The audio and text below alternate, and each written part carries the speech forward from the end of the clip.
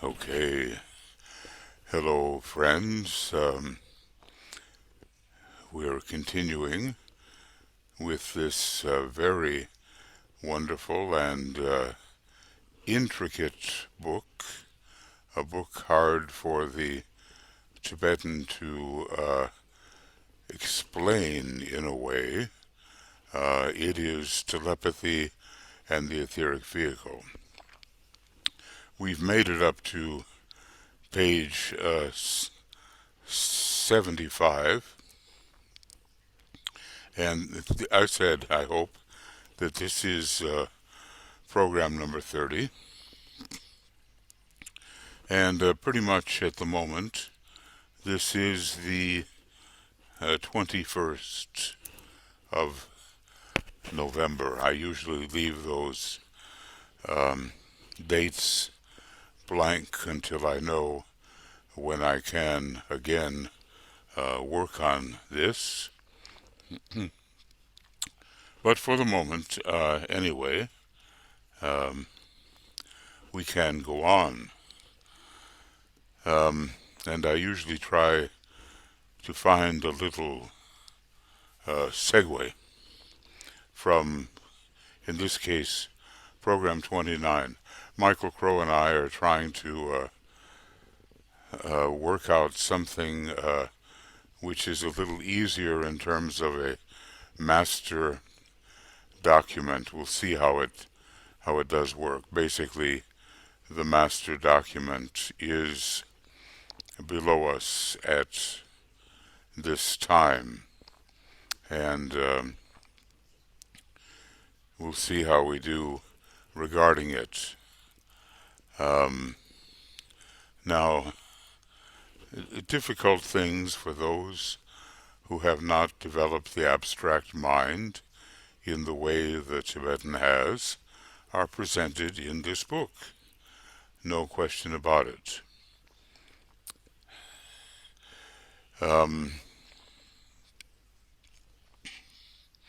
He's telling us that once we are eligible to the council chamber of the Great Lord, I would normally have thought the word would be for, the initiate will comprehend what is meant by monadic impression. And he tries to explain what it is not. It is not the impression by a monad, and he calls it that meaningless term, although it is, as I've said, the same root as the word monk and mono. It definitely means one. It is not impression, however, he says, by a monad, that meaningless term, upon the brain of a man who has constructed the antikarana and passed the fourth initiation. Though something from that level may eventually come through, but now he gives it a much wider meaning. It is an innate responsiveness to the purpose of the universal mind of the one in whom we live and move and have our being. Well, the purpose of the universal mind, where shall we find that? And probably on the, what we call the monadic plane, on the cosmic physical plane, cosmic etheric physical, however we want to call it. It's up there, on the cosmic ethers. That's the beginning of it. Well, not really the beginning, but one of the areas of expression. And as well, we have some expression going on in the Atma buddhi area of the normal cosmic etheric physical plane. But if we really want to follow out this idea of universal mind, we will have to focus on the cosmic mental plane, as the Buddha was able to do when he took his sixth initiation. Now, this was not his student, Gautama, or Gautama, or Siddhartha. It was not his student. Just the way, it was, excuse me, it let me get this straight, okay. Yes, it was not his student, Gautama, that took that initiation on the cosmic mental plane. The Tibetan had already noted that the Buddha had been the head of the spiritual hierarchy for about 2,500 years. So I think something we have to get in mind is that the relationship between the Buddha and Gautama is somewhat similar to the relationship between Christ and Jesus. Maybe the rays are a little different because there is a very powerful third ray, monadically considered, when it comes to the Buddha. And for the Christ, his cosmic touch took place on the cosmic astral plane, not the cosmic mental plane, and a great flow of love and wisdom were involved. And of course, the initiate Jesus benefited from that, just the way the apparent initiate Gautama benefited from the great cosmic touch of the Buddha. So a real monadic impression is not quite so simple as a monad impresses the brain of an individual, even a high individual. It is something planetary in a deep sense. It is an innate responsiveness to the purpose of the universal mind of the one in whom we live and move and have our being. Now, we live and move and have our being principally at first within the planetary logos, but if we really want to trace that phrase, we also live and move and have our being in our solar logos, albeit in a proportion diminished when compared to our living and movement within the planetary logos, and we continue living and moving and having our being within a cosmic logos and within a super cosmic logos, and who is, we have called it the one about whom naught may be said. We may live and move and have our being in these great entities, but we are proportionally diminished in our living and moving when compared with a source of lesser scope. For instance, a planetary logos, though great to us, is a source of much lesser scope than a solar logos, which is a source of much lesser scope than a cosmic logos, which is a source of much lesser scope when compared to um, well, a supercosmic logos.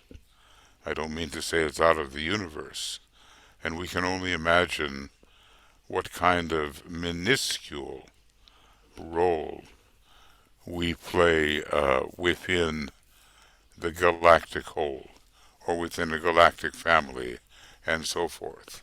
Always we are being diminished in comparison. You might think of comparing a tiny bubble in the koilan with the atoms which such bubbles form, and the spiridae which they are also involved in forming. Uh, so it's all a sense of a relative proportion that we have to think about when we say, what is man? What is the human being? And what is its number, so to speak, when compared with the great entities in which it holds place? All right, just a little bit on that. Now, going on to program 30, and it seems like a new section, results of contact and receptivity. I guess we can all in earnest ask, how do we keep all of this straight? And I would say, well, we can listen to these types of Zoomcasts, but we can also have the text in front of us, the text covered, and focus our eyes upon that text and pore over it until it really begins to gel within our consciousness. I would not expect this of you or of myself immediately. It's too demanding, and DK has basically said so. He said, how do I convey this? There is no language, right language, in which to convey what I'm trying to convey. So experience is needed with the kind of impartation which he is offering, and that experience is built up gradually. It's not a sudden achievement. Now we have here another 8 pages, probably doubtful that till we reach the next section, and section 83. Now Michael made quite a big document here, which will be helpful, but at the same time I think it kind of erased, let's see, the red.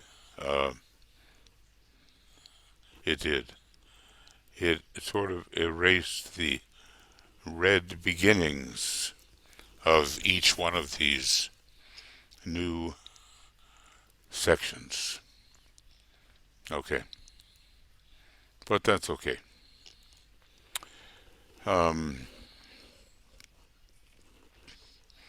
What a gift we are receiving. Could we but assimilate it, that would be our that would be a great achievement. Assimilate it and make it real for ourselves, which means experienceable, inperienceable. I like to coin words. And people who have studied with me in this seeds of the infinite identify as being will know a little bit of what I'm talking about anyway. It's easy to get lost in all of this. I guess before I really started going into it, I didn't have a sufficient idea of how abstract and how difficult a book this really was.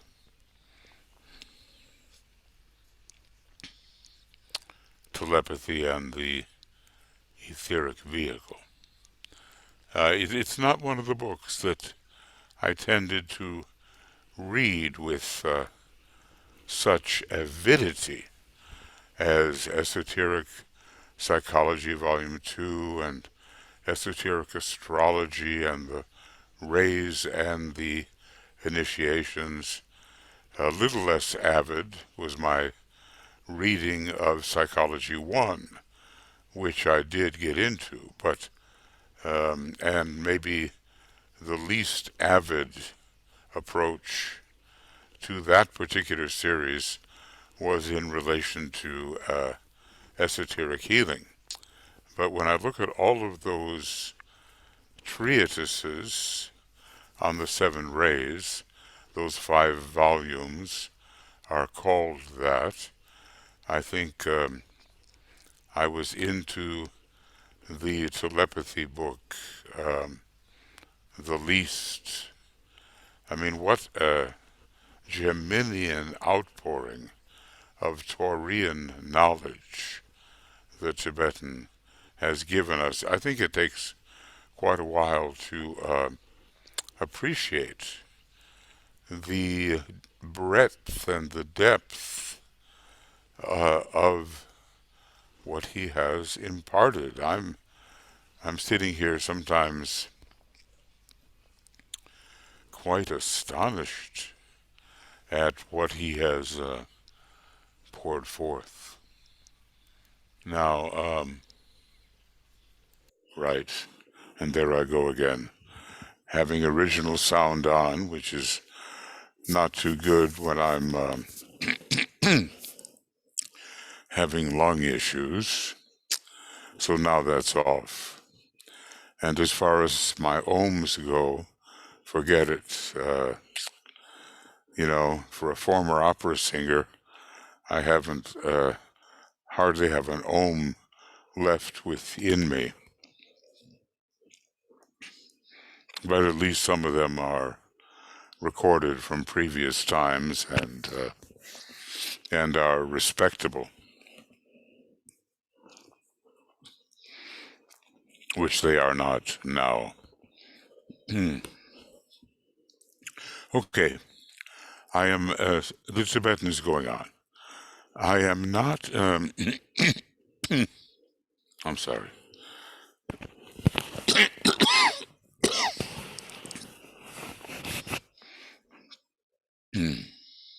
I am not indicating in any way how an individual can become telepathic.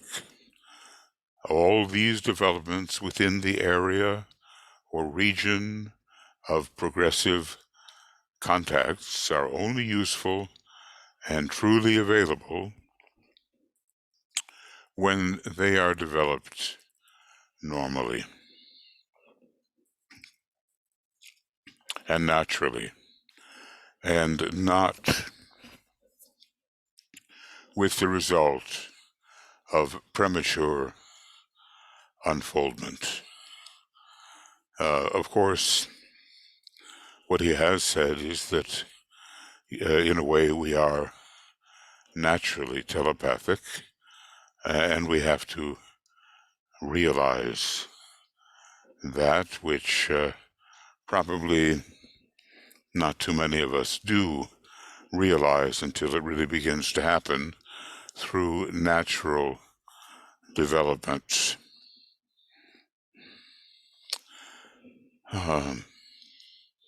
Well, I think I'll make this a little bigger.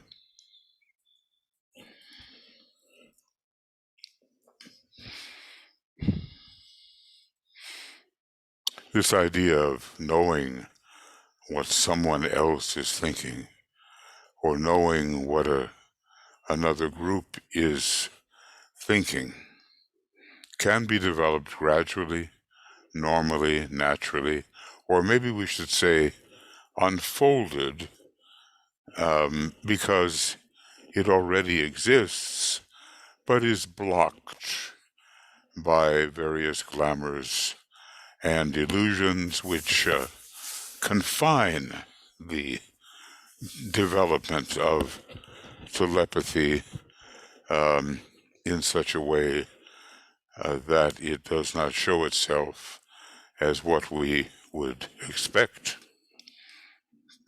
Now let's read about prematurity. When development is premature, there is always the danger of wrong, erroneous, and self-centered interpretations. The telepathic information can be purely selfish or of purely selfish or personal import, and that type of telepathy has no place in what I am seeking to impart. Well, there's the warning, isn't it? There is the warning. Whoop. I don't want that. I want this. There is always the danger of wrong, erroneous, and self-centered interpretations. Telepathy, he's telling us, can be of purely selfish or personal import. That's not what we are trying to achieve at all. One can only wonder at what that evil gang of contributors received telepathically during their domination of the Second World War, their initial domination. They were, I think it is said, associated with black magicians in Tibet, and they sent expeditions to Tibet, perhaps to contact such figures as were their guide. I mean, if they were obsessed, and apparently they were, with maybe Hitler and Goebbels being the most obsessed, maybe, where did that obsession come from? So obviously they had behind them some very wicked group forces. But anyway, that's not the type of telepathy at all which the Tibetan is seeking to impart.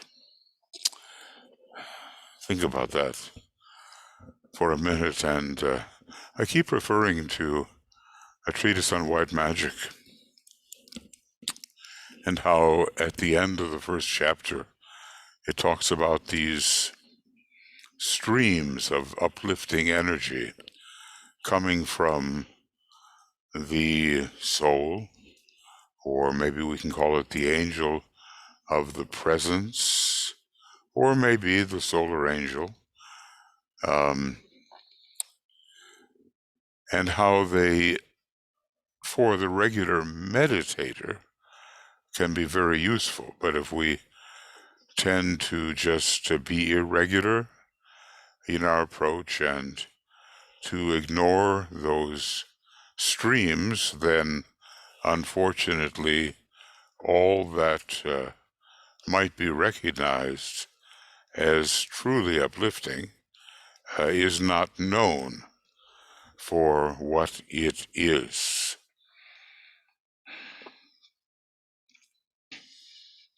There's no question. Every entity in the chain of hierarchy is being helped, is being assisted. There is that esoteric catechism, which is all about holding the hand of the one above you, or maybe your hand is held by such an one, and then deliberately passing on the favor and holding the hand of the one below you. And I guess we could call that the chain of hierarchy. It's a ladder of ascent in consciousness. Now, going on here, people today frequently evidence a telepathic tendency or capacity. Well, we're going back there to the 30s, and here it is almost 100 years later.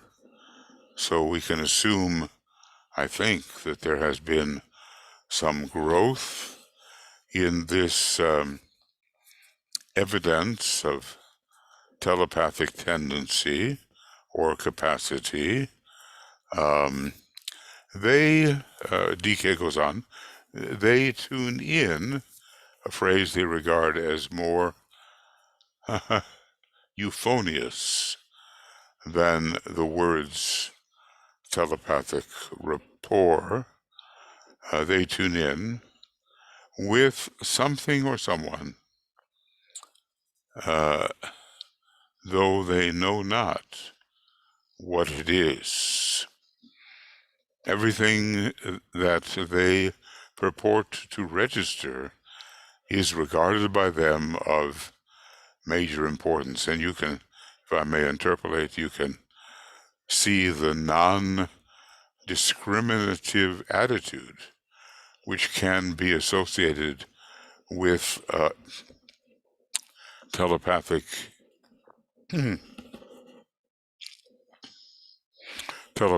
impressions. Obviously, a major ability in discrimination and higher yet, discernment are needed, or is needed. Get my subjects and objects straight here. And we have to have a sense of values to tell us what is of import and what is not. Now, so everything that they purport to register is regarded by them of major importance. It is usually self-related and not due to their high point of spiritual unfoldment, which warrants their being the custodians of mysterious spiritual messages, mostly of an unimportant and platitudinous nature. well, DK does give us some humiliating, humiliating or humbling, can we say, percentages regarding what is really of value, and referencing the tendency of the Western student to receive such messages when compared with the manner in which the Eastern student, far more telepathic, receives such messages. There's by the time he's finished, we would doubt ourselves regarding the value or authenticity of what we receive.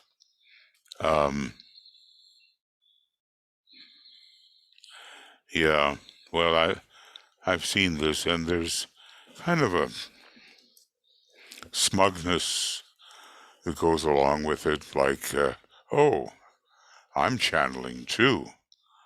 Also, oh, you're channeling? Well, I'm channeling. Okay, whatever. And then out come the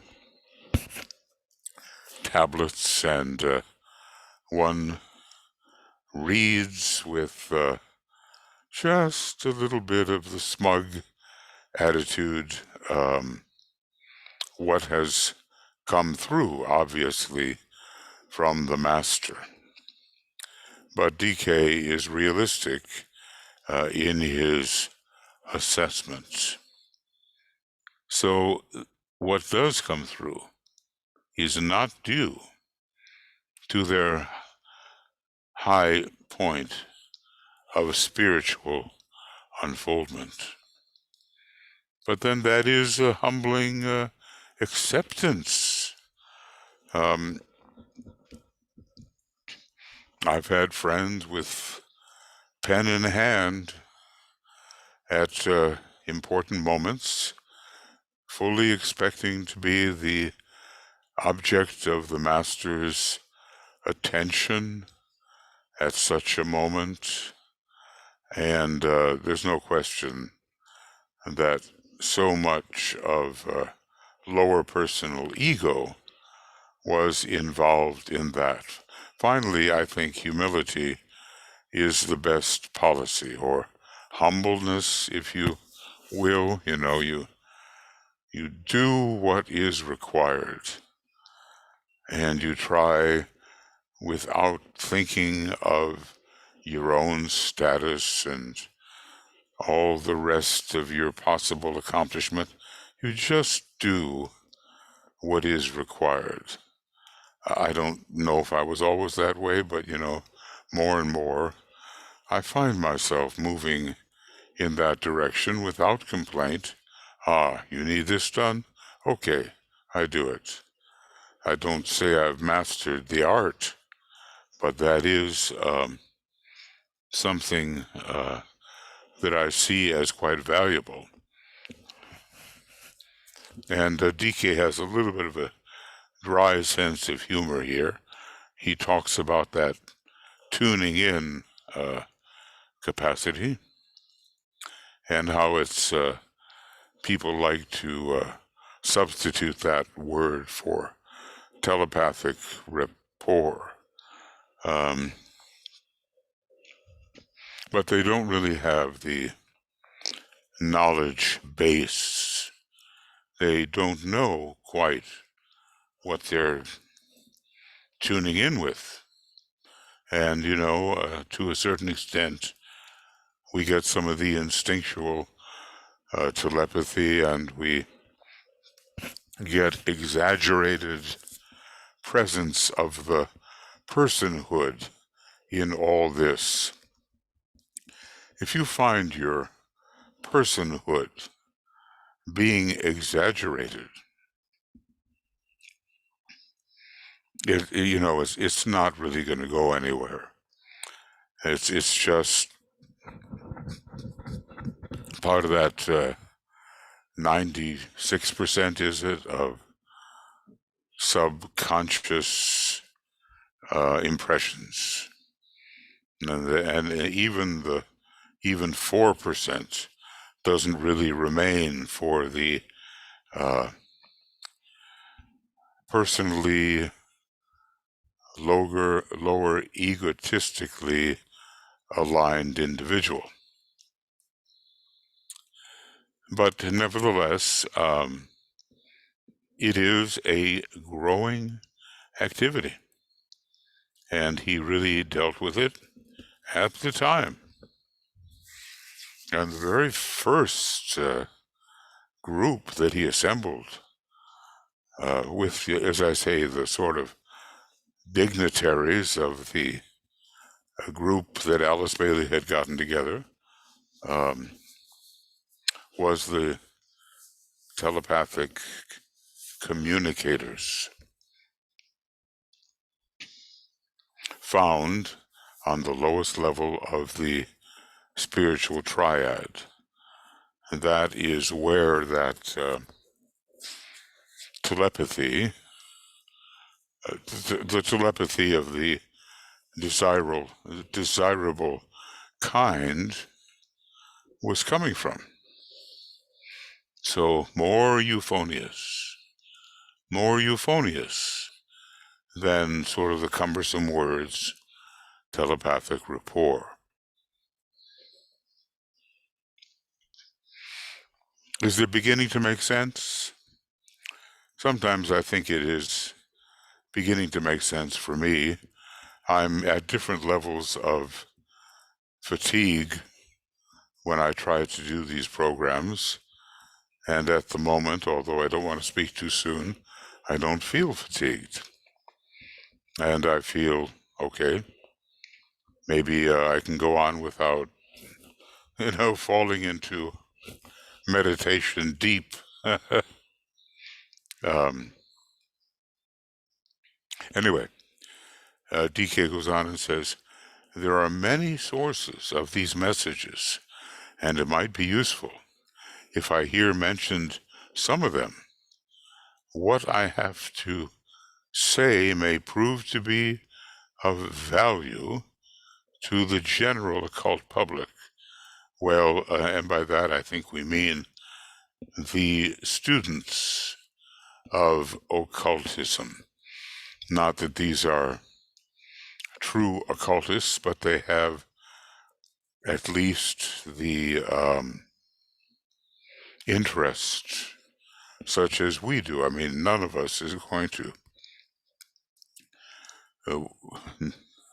wisely call ourselves a true occultist. We are students of occultism, learning how to work together to use this occultism or the reason behind certain effects, the hidden reason often behind certain effects. We're learning to use that. And in the beginning, I suppose we have very little knowledge of how to do so. Many sources. So just think of the kind of discrimination that is needed. Many sources of these messages. Now let's see. Will this be the humbling section? Okay. So the first thing the Tibetan says, messages emanating. Let's see here. From the relatively nice, well-trained subconscious nature of the recipient. These well up from the subconscious but are regarded by the recipient as coming from an outside source. Introspective, well, okay,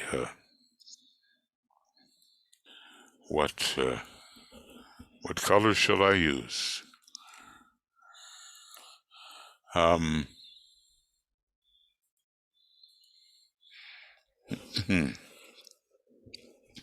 Notice that the subconscious is well trained, of course. There may be aspects of the subconscious which can be whipped up into a storm of a rather unpleasant nature. DK talks about that somewhere in the books, but now we're talking about these quite innocuous statements that are deemed as coming from elsewhere. They are welling up, but are presumed to be coming from an outside source. After all, that's more flattering, isn't it? More flattering to the lower ego, more flattering to the personality. As you know, when the word ego is used by DK, he doesn't use it normally in the psychological sense, which is lower. He usually means the soul and the spiritual triad, and maybe if you spell it with all caps or something, he might even mean the monad. But we just have to be watchful about how we, or to what we, attribute impressions. And if we find ourselves becoming fairly self-important because we have received thus and so a message, well, it should prove to be a danger sign. I've seen perfectly good students of esotericism come forth with what I would call nonsensical or unfitting impressions. If they had read more deeply, thought more thoroughly, they would not offer such stuff. But because they have not read and thought in that way, they're even rather gleeful about offering it. And only the profound student will see wherein they are transgressing. So DK goes on here and he says, introspective people frequently penetrate into the layer of subconscious recollection and are quite unaware of doing so. Well, what is the subconscious? It's something we have maybe experienced, and it resides there, perhaps waiting to be invoked and therefore evoked. It's definitely from within our own experience, but they are unaware that that's the area that they are penetrating into, and as a result, they feel quite self-satisfied. I have to say that if self-satisfaction begins to grip you, then please press the restart button because you're off on the wrong track. So about these introspective people, their interest is in themselves, or their interest in themselves is so intense. Now maybe they just don't know how intense it really is, and they think of themselves as a perfectly good disciple who is bringing through valuable material. I personally, when I've read such material, I find nothing in it but the person who produced it. I don't find anything that excites me, that inspires me. I just say to myself, and sometimes to them, look, you're an intelligent person. You could well come up with what you're saying by yourself. But even picking up 1922, initiation, human and solar, they could not produce that information. It would just be totally beyond their capacity. Okay, so it says here, their interest in themselves is so intense, not knowing that they have done this.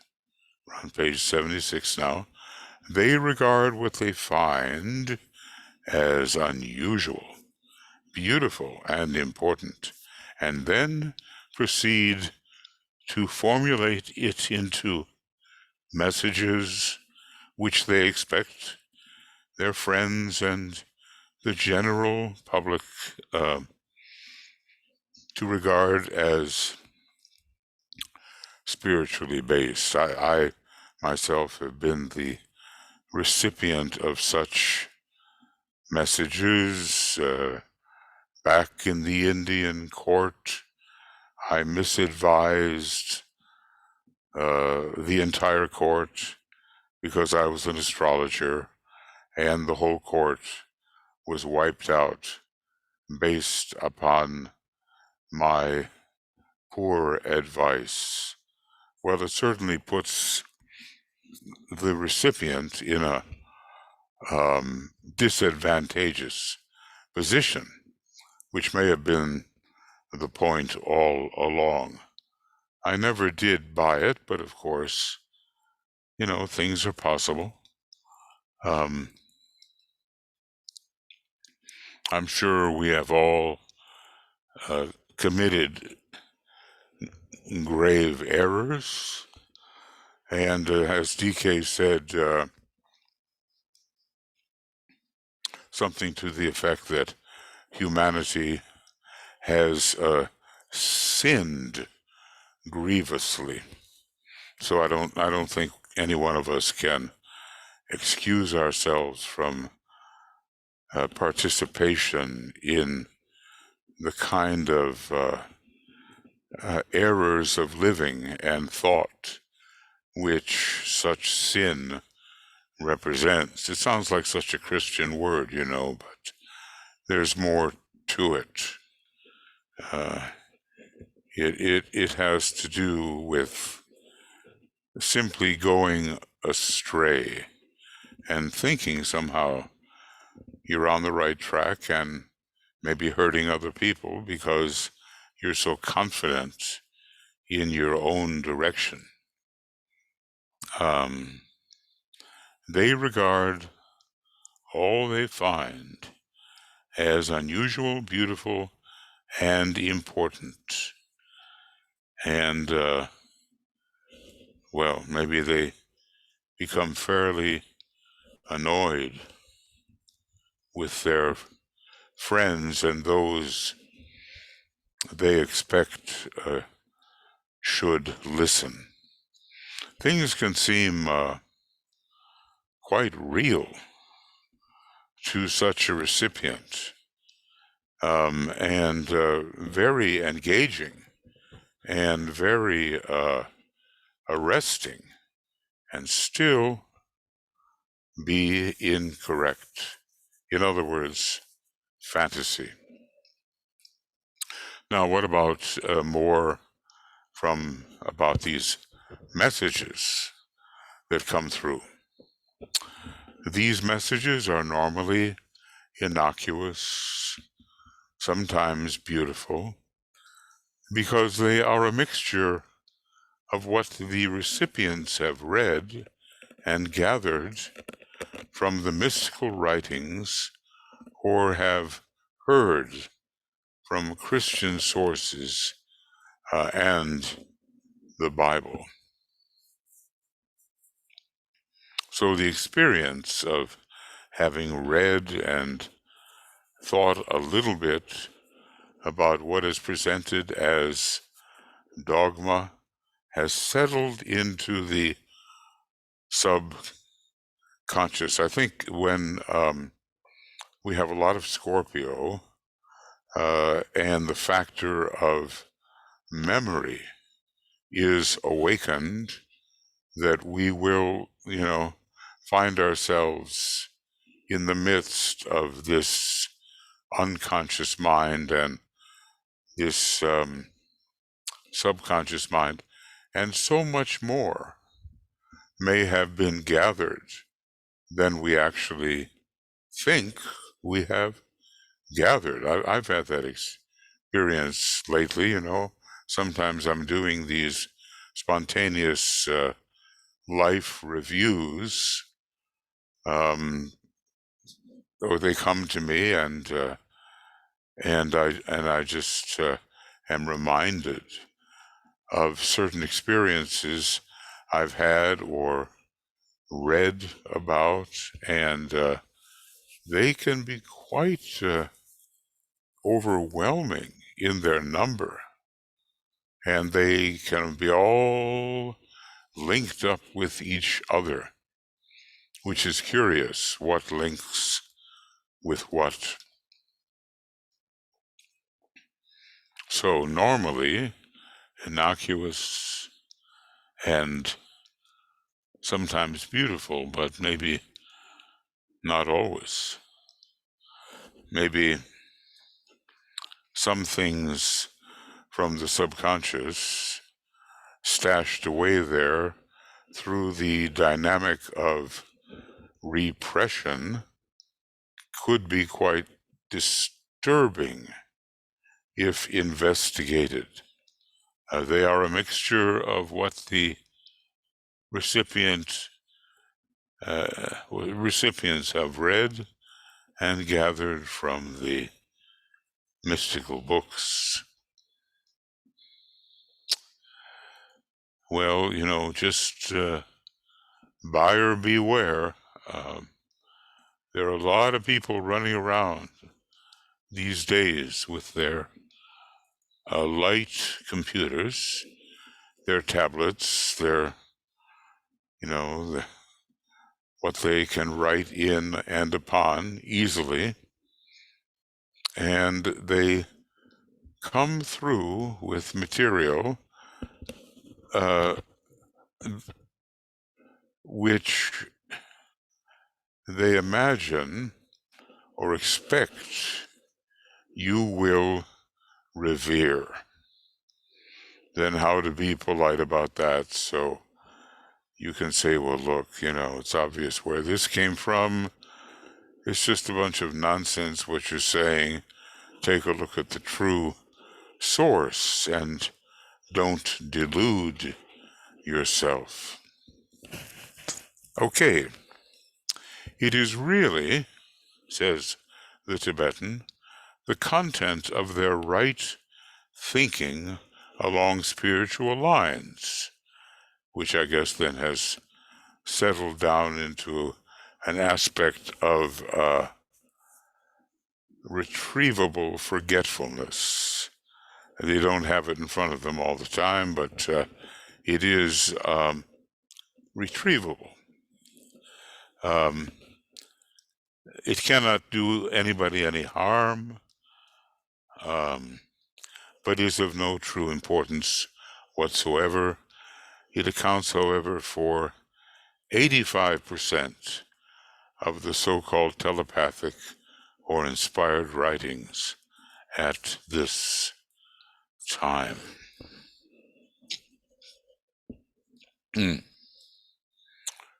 So maybe I'm getting my percentages a little off.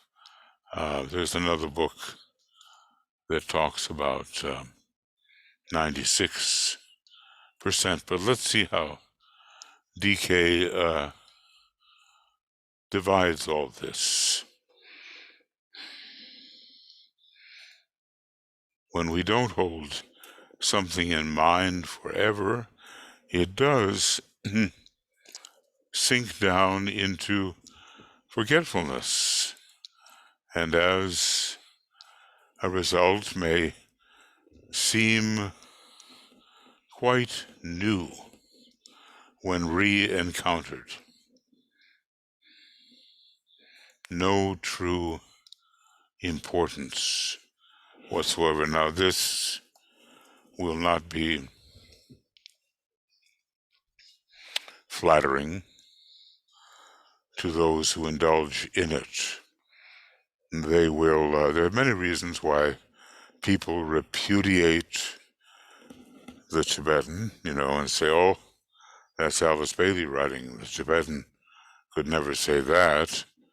There's certain things about Judaism, about Christianity, about homosexuality, and here about messages, which normally would make a person feel, in a small sense, more self-important. But let's just say that these particular subconscious messages account for 85% of the so-called, he's being cautious there, telepathic or inspired writings, so prevalent at this time. So you kind of wonder whether people would give it up when they hear the Master speak of these matters. There was a man, beauty, strength, and, what's the last word?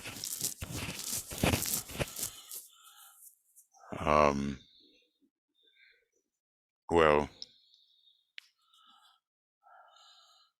BSW, wisdom, maybe that's it.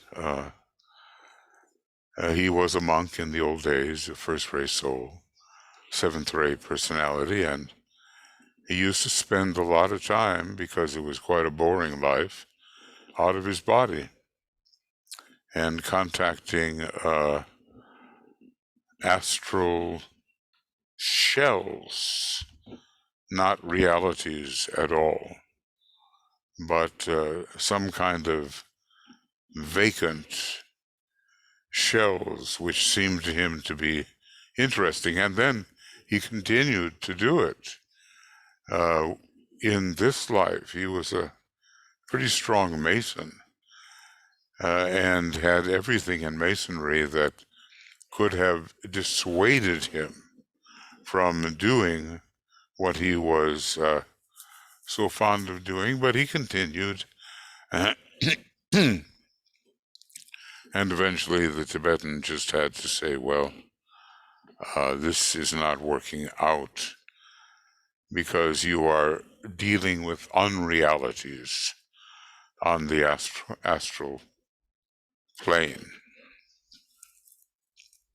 But he was convinced of the reality of the contacts he was making. Now, here are some other kinds of impressions coming from the subconscious mind. Okay, and here are impressions from the soul. I spoke about them in cosmic or white magic.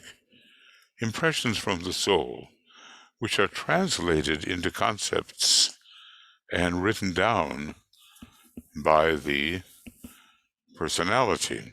Well, we are supposed to be developing soul contact It just depends on the source that we attribute to these messages. Maybe there's nothing really miraculous, but still of value.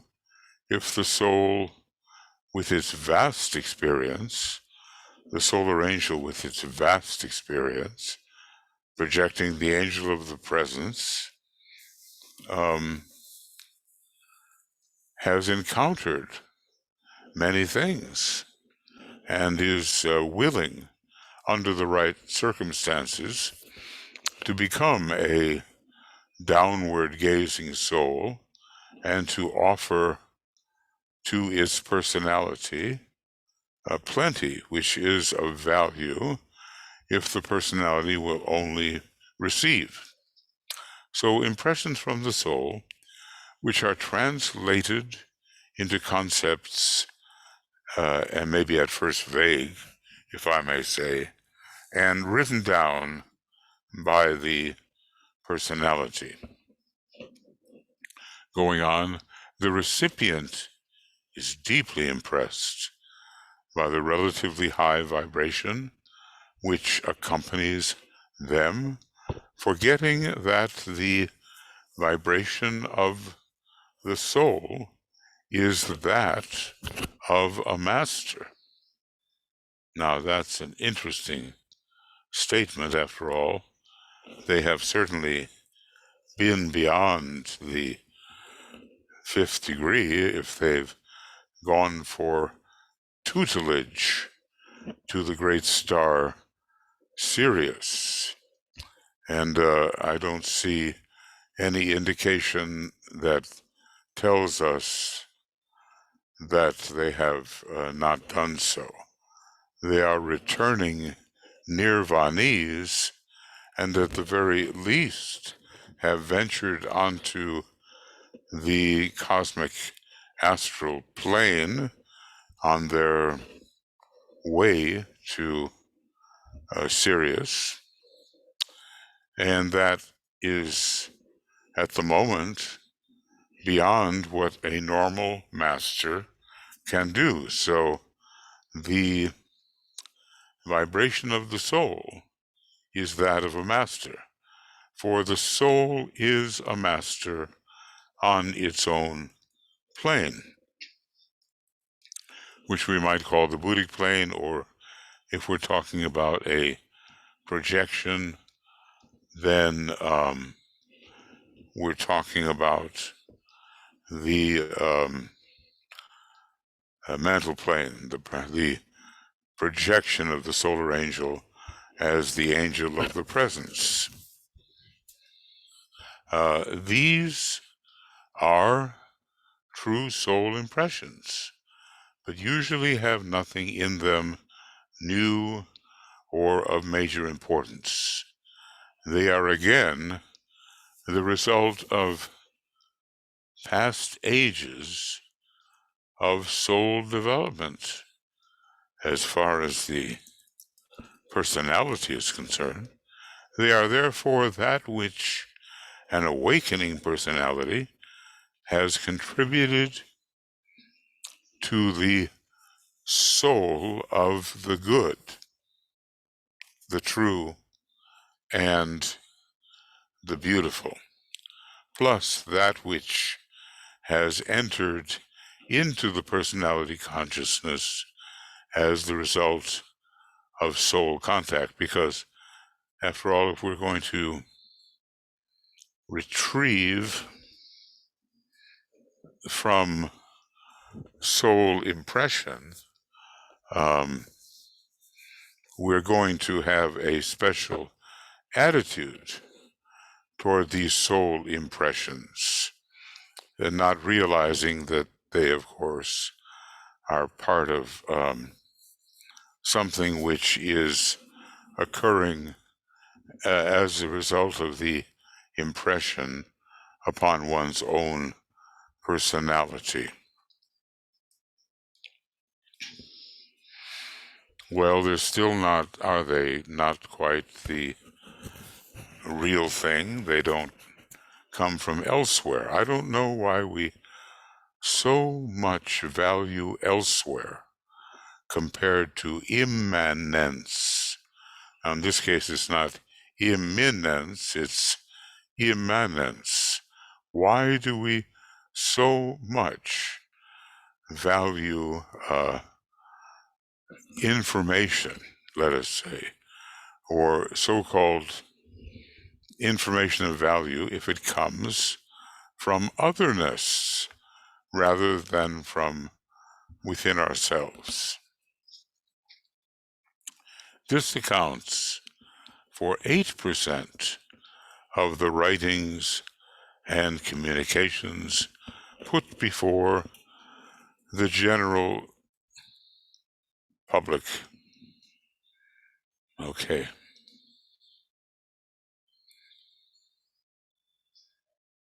Now,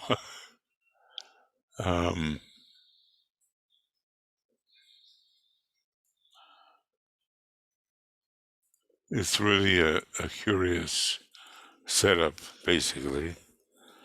For DK to be able to assess these numerical percentages is already such an achievement. I know, I feel certain that there are some other assessments, but 85 and 8% is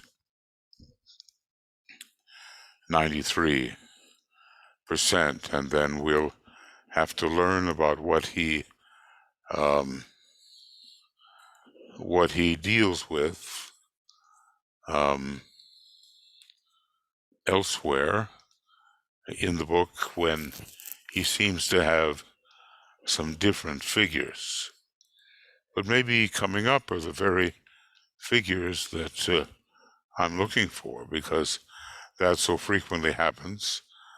I get into the area of a book where I will find some references that I thought were not from that area.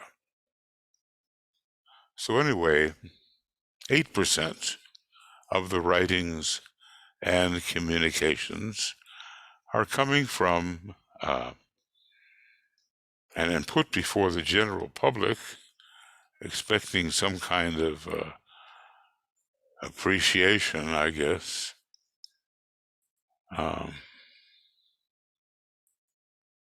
These will, oh, that's not going to do it. And we can see whether I can get out of this mess.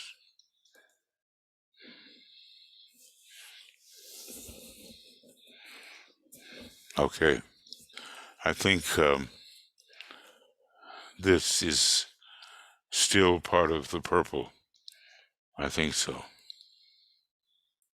Let's just see if I have it correctly.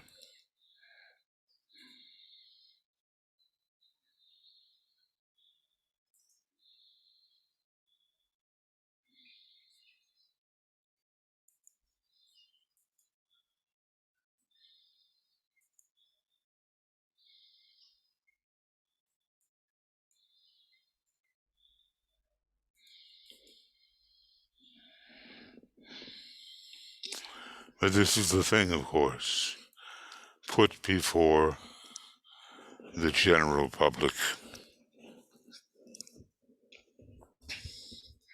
So we're up to about 93%. Basically, this is a kind of an exercise in humbling. We need to be humbled. Of course, I say that because I know it to be true of myself, and maybe I generalize. I think we need to be humbled and to do what is really needed, and not necessarily what we might just prefer to do. Okay. So, personality consciousness is involved here.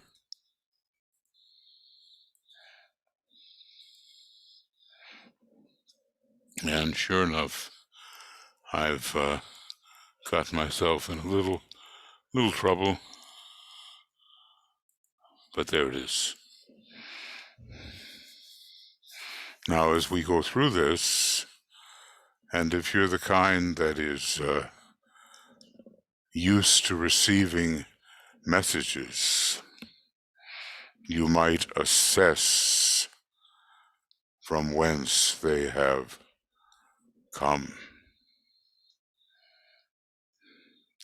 And, in all honesty and humility, try to decide whether, well, okay, they're nice, they're innocuous, they might help a few, but they won't help the real disciple who has taken the first degree and is looking forward to his next initiation. Now, where else do we have something coming? I'm just going to make this quite a bit bigger, so at least we can look it up again. From the subconscious nature, from the soul. And by the way, that's in a different position. The subconscious nature is what we have lived through or read about, and the soul impressions are about what the soul has lived through and knows.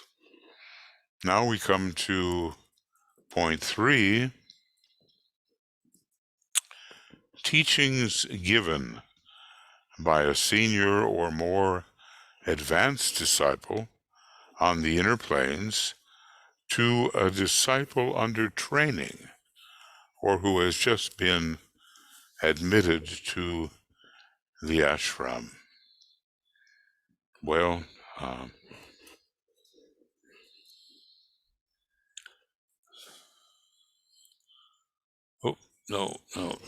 no, that's not it. Now that's it.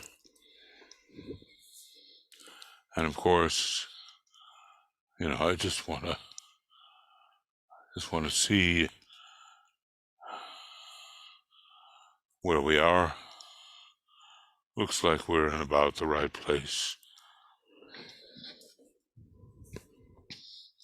So these are the real thing, in a way. And when you think of the stage of Chela in the light, there are teachings imparted by the supervising higher disciple, who also makes report to the master regarding how we are doing as personalities, or those who are becoming, hopefully, soul-infused personalities. I think that so many of the group attracted by the Tibetan were not yet even accepted disciples, not until some work had been done. But in a way, of course, the master, by stating that he would work with them, was saying that they were, in a way, accepted. But still, there is help from higher disciples on the inner planes who report to the master and who may well give out teachings which he knows would be of value to the advancing disciple. So DK goes on and says, these teachings bear the impress and conclusions of the senior disciple and are frequently of value. Okay.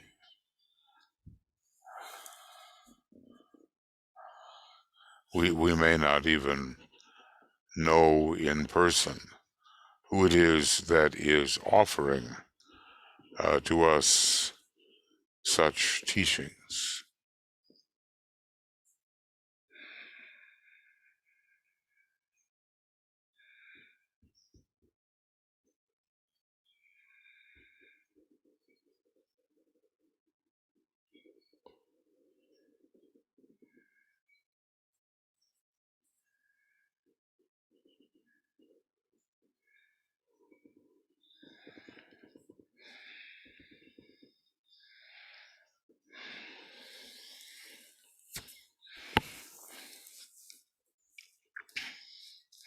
I think so. Something of great importance. What is the source? What is the value of that which is imparted? Do we preserve a sense of right proportion, which is the definition of humility? Do we preserve that adjusted sense of right proportion when receiving these messages, which can only too easily be impressed into the aggrandizement of the personality? So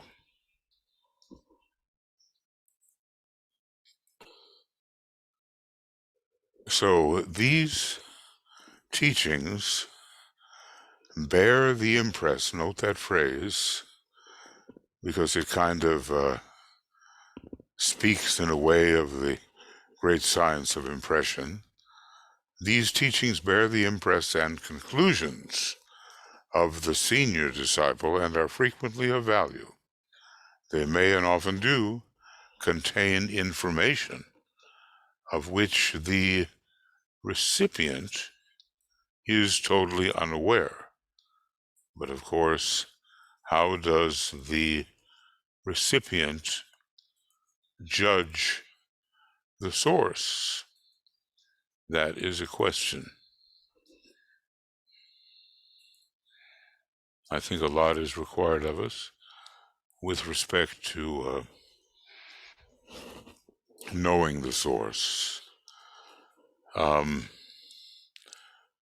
Often contain information of which the recipient is totally unaware.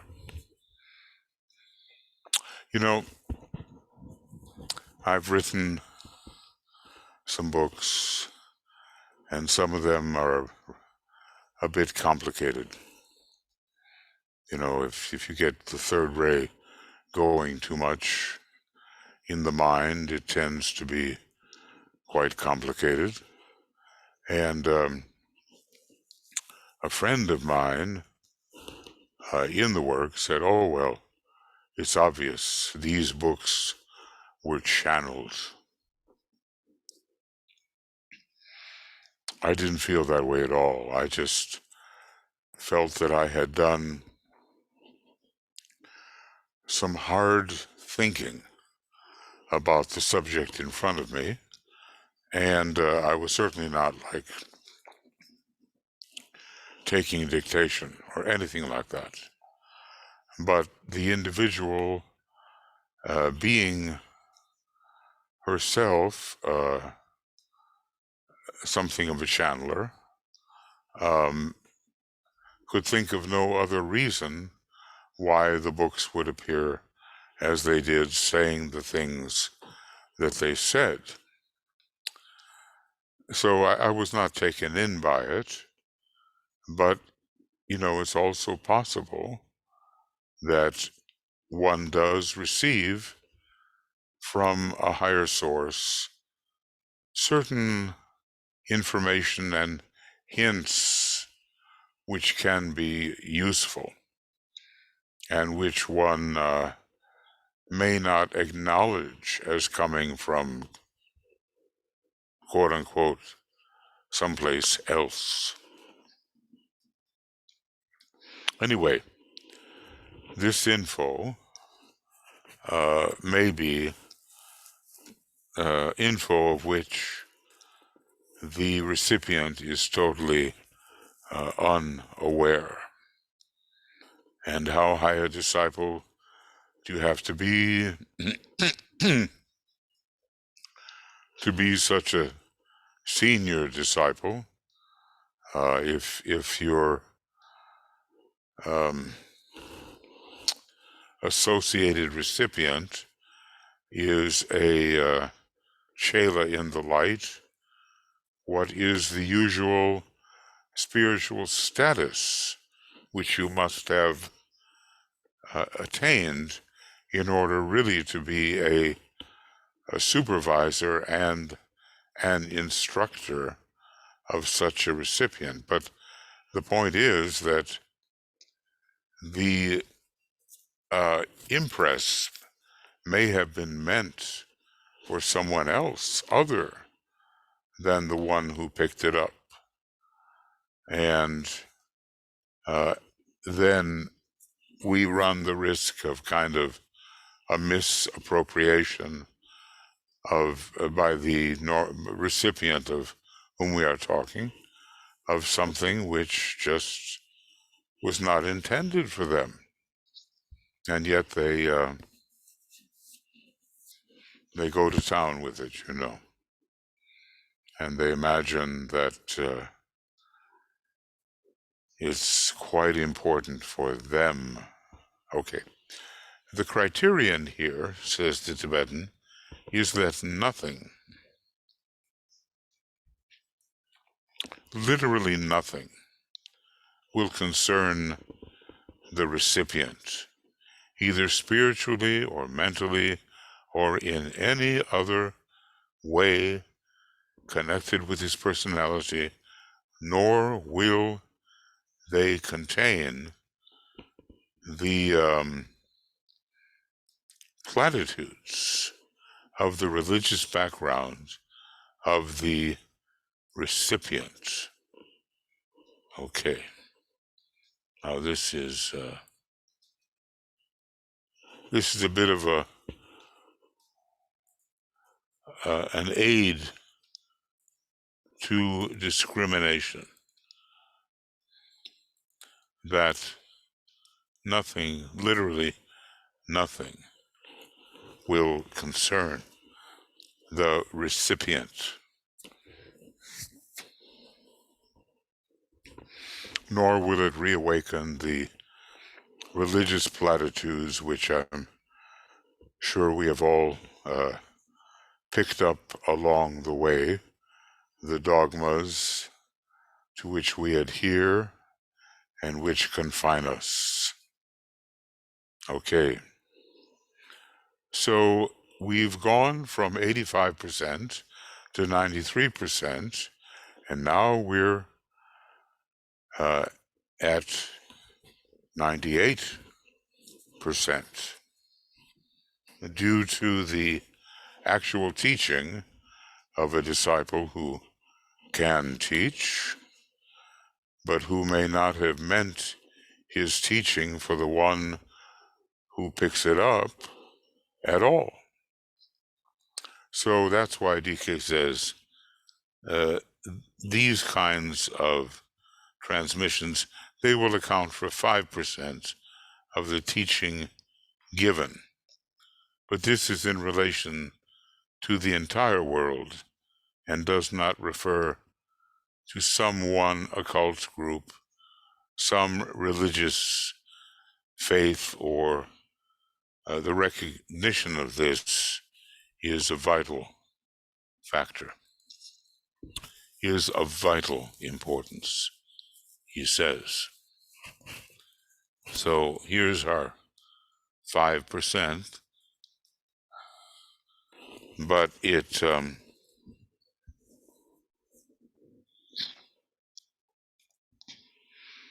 in relation to such teachings across the entire globe. And it does not refer to some one occult group, one religious faith, or one nation.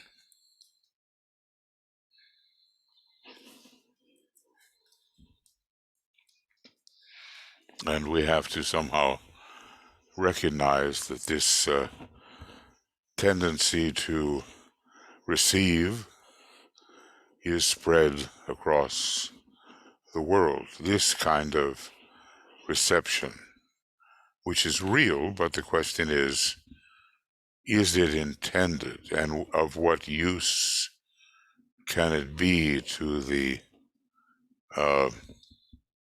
individual or group who receives it if it was not really meant for them in the first place? And now we come to one last, I suppose, communications from a master to his disciple. I'm wondering if this is what I studied before.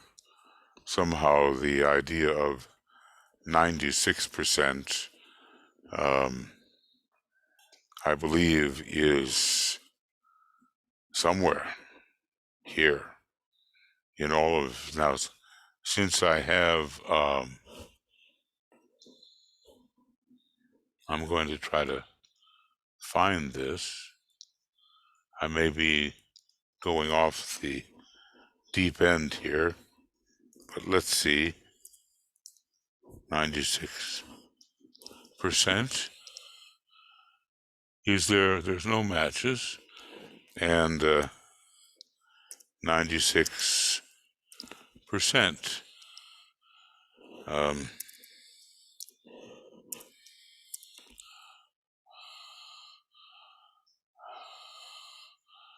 Well, not seeing this yet. Not seeing it yet. Could it be that I was simply mistaken?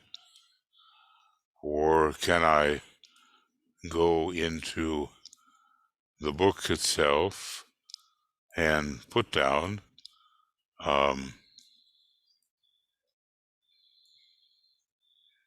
now I know you don't see this yet. 96%. There are 29 references.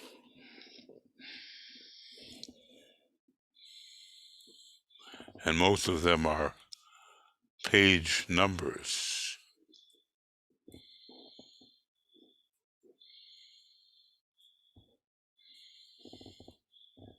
I'm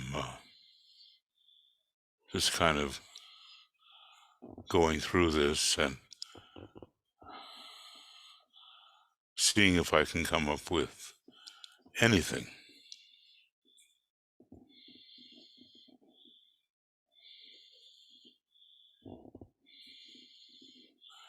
Except maybe an error on my part. It's possible.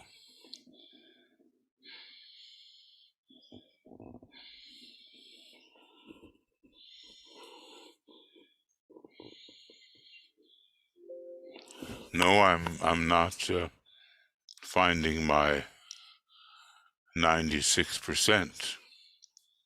And let's just see how I'm looking for it. 96%. And is there anything Well, there is definitely all those 96s again. So I hate to have imparted material if it is erroneous. I mean, from 95 to 96, it's not much difference, but technically it's not exactly correct.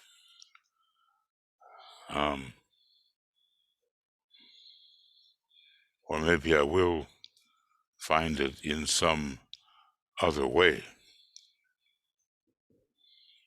Basically, what I'm finding here is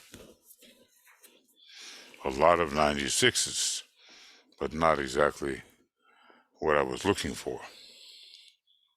So, going on, and let's see, this is where I will go on from here. Okay, we should be back to visibility. So here we are with communications from a master to his disciple. Now, I mean, do we count what Alice Bailey did? Was that telepathic? I mean, she may have been telepathically impressed, but was the Tibetan working with telepathy when, through Alice Bailey, he had this conveyed to the student or students? Now, maybe to find out what was going on in the student's life, he would have to use his telepathic powers. Okay, well, we're down anyway to 2%, and it's from 93 to 98, and we're at 2%. This accounts for 2% of the entire telepathic receptivity demonstrated by humanity as a whole throughout the entire world. Western students would here do well to remember that the subjective Eastern student is far more prone to telepathic sensitivity, receptivity, than is his Western brother. This has a definite bearing on all the above classifications, which is somewhat humiliating for the Western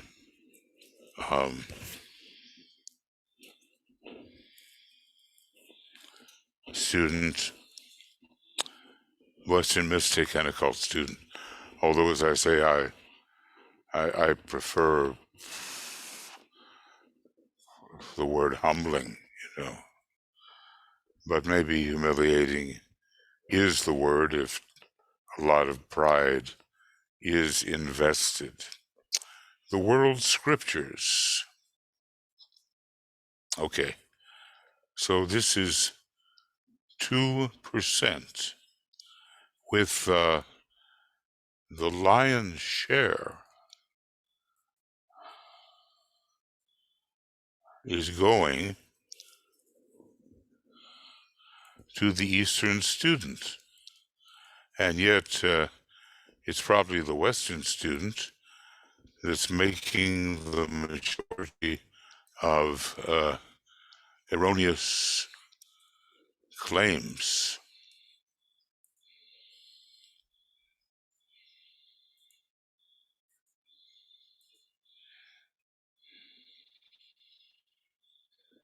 And here we have the Western students doing well to remember with respect what the Eastern student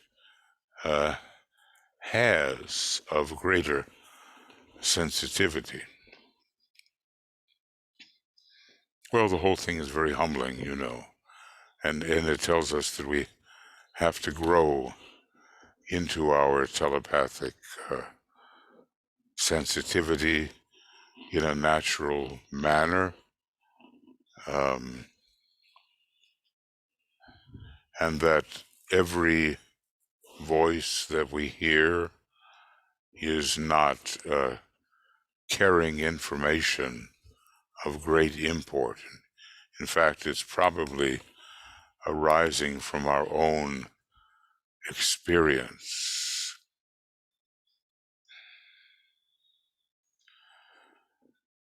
Or, you know, maybe something a little higher from our soul experience or from actual experienced teaching of a higher disciple, but only 2% involving the master. The world scriptures emanate from another department of the second ray teaching faculty. In this statement, I do not include the Old Testament except such passages as the 23rd Psalm, and certain passages out of the prophets, particularly the prophet Isaiah. The world scriptures were written for mystics occupied with beauty, comfort, and encouragement. And were not written for occultists. And he says, well, you know, or sincere students of occultism. Basically, he's alerting us, okay? And let's see how far we have to go here. Yeah. The world scriptures were written from another branch, another department of the second ray teaching faculty, or what does he say? Teaching faculty, yeah, he says that.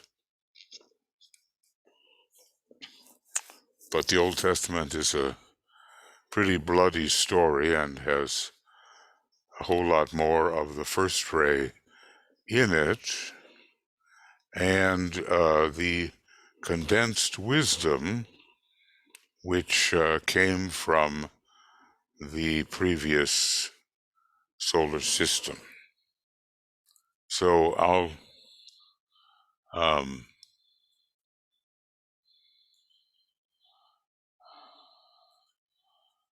make this rather bigger, and I'll continue with this color. He calls this to our attention. Okay. Well, you know how the world scriptures have captivated the religious or the religiosity of so many millions, even billions of people. And this will go for even the teachings of Muhammad and the teachings of the apostles, It's just the Old Testament, we're told, has in it much recounting of events during a militantly first-rate period when the Hebrews put to the sword all the members of the promised, the cultures of the promised land. We don't know who promised them the land, but they say it was God, but knowing what we know of psychology today, it might just have been their own wish masquerading as the voice of God. So there's a lot of karma there, and some of our most illustrious figures are involved in the expiation of that karma. The initiate Jesus certainly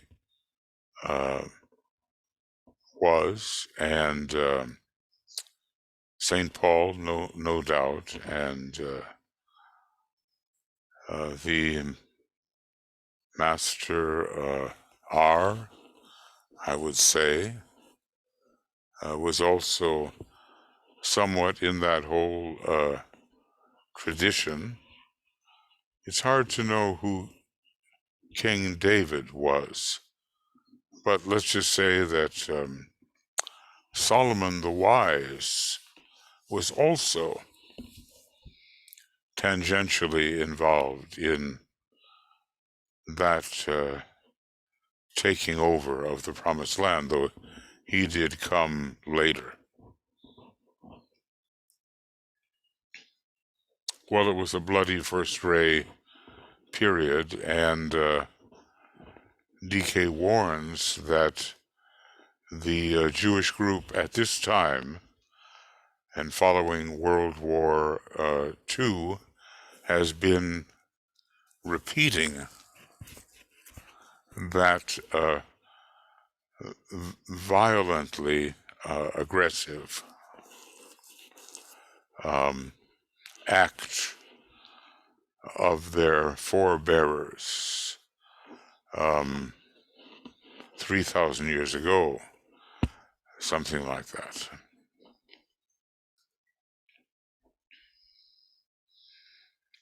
So, it's difficult when we have given a high valuation to something which is of lesser value to us than we originally thought.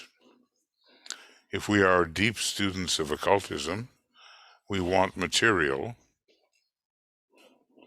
spiritual occultism, which will feed our esoteric knowledge.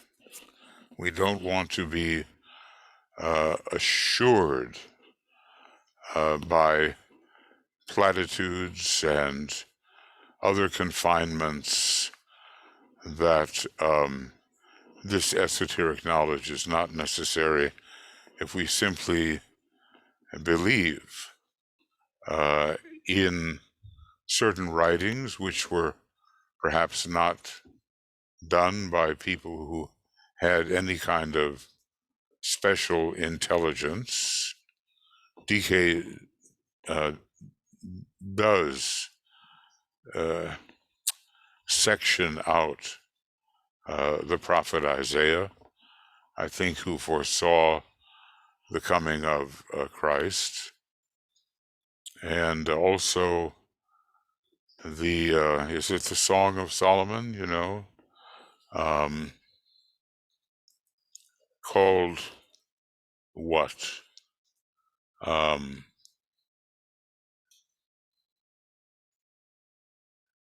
23rd Psalm. 23rd Psalm. Is that the one which goes, "Yea, though I walk through the valley of the shadow of death, I will fear no evil. Thy rod and thy staff, they comfort me. Things of that nature. But I would have to research it. What is this 23rd Psalm, and maybe you could, and why it would be considered something that might be coming more in relation to the second ray, even in an intensely first ray period. Now, DK goes on and says, in this section of the teaching, I am dealing with the nature and results of contact, of receptivity, the nature and results of contact and receptivity. Let me get everything there.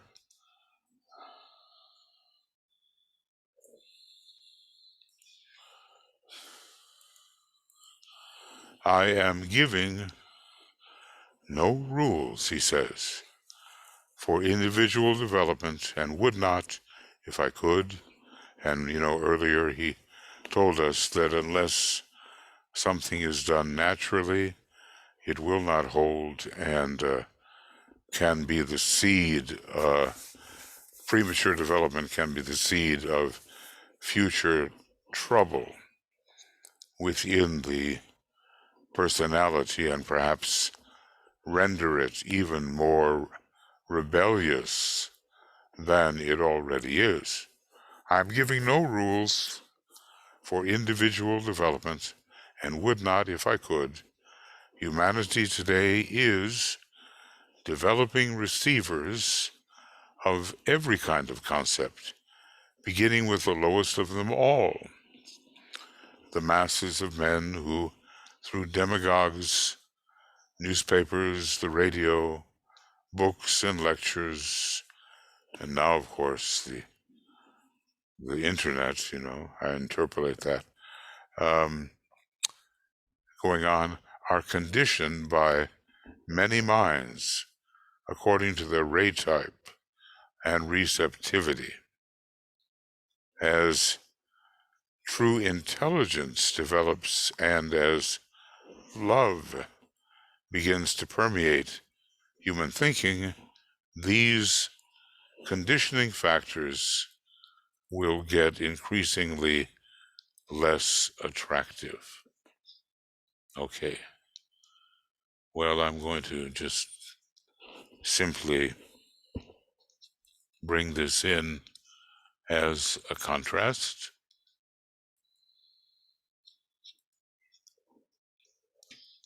And he says, I'm giving no rules, and would not if I could.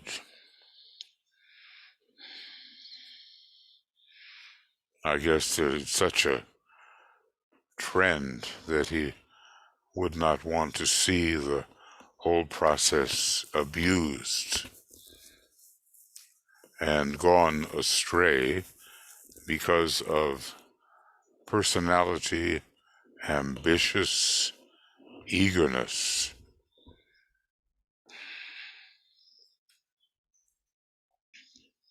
Or ambitious personality, eagerness.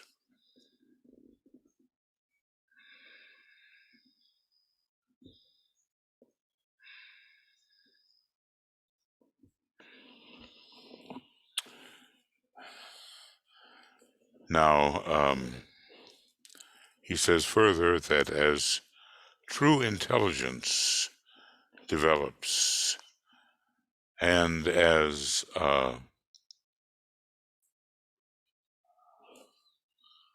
maybe I can discriminate here, and as love begins to permeate human thinking, these and I would interpolate the word many,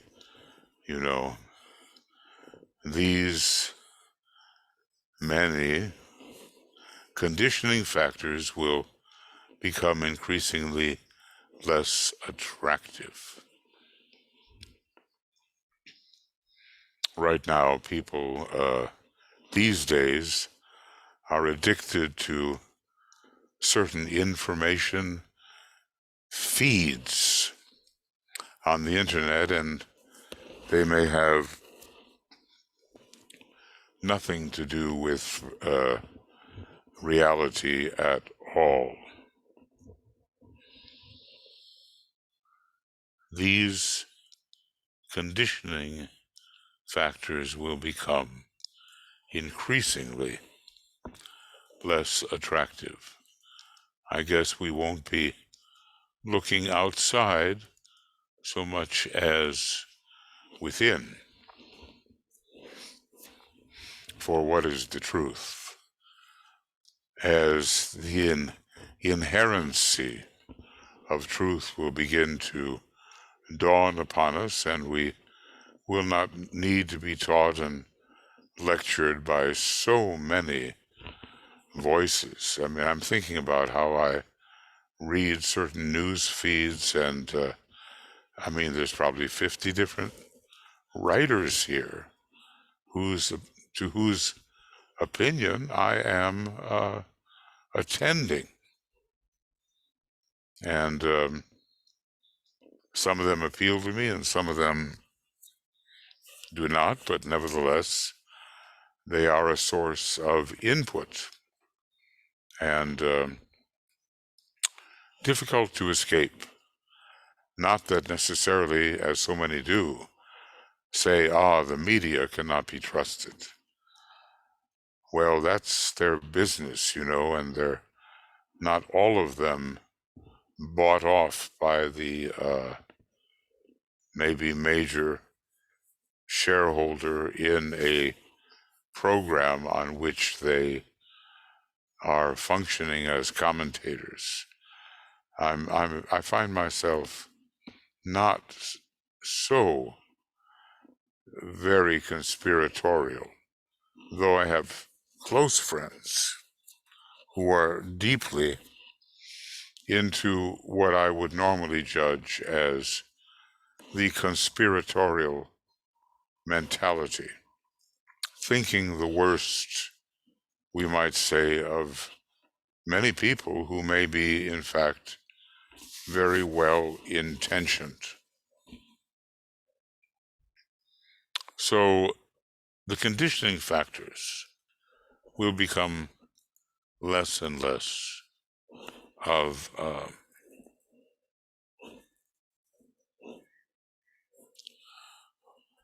less and less attractive. And maybe we will become less confused as a result. This means when the soul becomes of greater life importance than and man-made ideas, well, are they really ideas or thoughts, whatever, and man-made ideas, if such a phrase is permissible, of less importance. This means when the soul becomes of greater life importance and man-made ideas of less importance. Yeah, of course, DK does go on to explain what I was hinting at there. There are in reality no man-made ideas. A being incorporeal, having neither shape nor form, but giving shape and form to inchoate matter. I mean, that's not exactly correct, but that is the idea or the thought of what an idea is. I mean, I could go searching for that, but let me just say that I think you could go searching for that too. well, you know how I am. I'll just, a being incorporeal.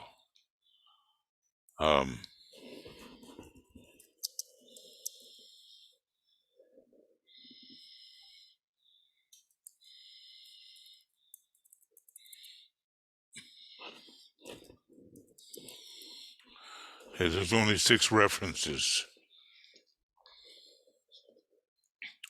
and they're all pretty much the same. So, you know, basically, I would turn to one of them so you can see it. An idea is a being incorporeal, which has no substance by itself, but gives figure and form unto shapeless matter, and becomes the cause of the manifestation. Okay, that's a good one. And if we went still further, an idea, it's from a philosophical book, De Placit. An idea is a being incorporeal. Yeah, well, that's the one we just read. And here's another one on page, it's in Glamour and Glamour World Problem. And for our edification and accuracy, we'd find it on page 15. It's all the same.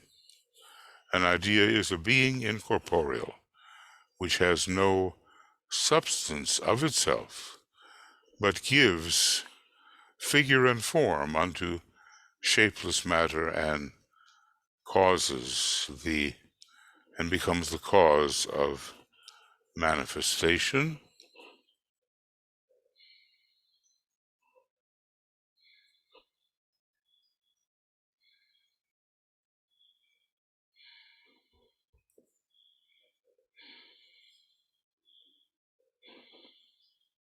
And all of this, too, is quoted in the Secret Doctrine.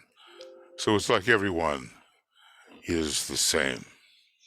I didn't quite realize that. I thought there were some minor variations in what is an idea. But it has no body in itself. It's a being without a body. And it has no substance by itself. There's nothing to make it tangible in a lower sense, but gives figure and form unto shapeless matter, and becomes the cause of the manifestation.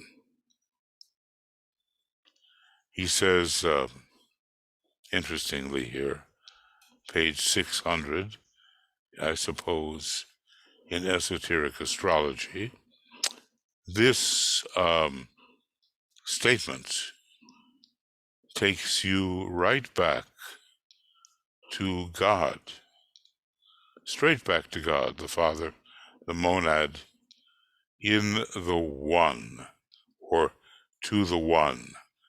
The Father, the monad, to the One. It is related consequently to the will, and not to consciousness. Consciousness is, per se, the recognition of the progressive plan. The will is the cause of the energizing principle, life, being. And this is the will to causation. So somehow we're dealing here with a sixth ray type of will. He gives actually 7 different types in the astrology book.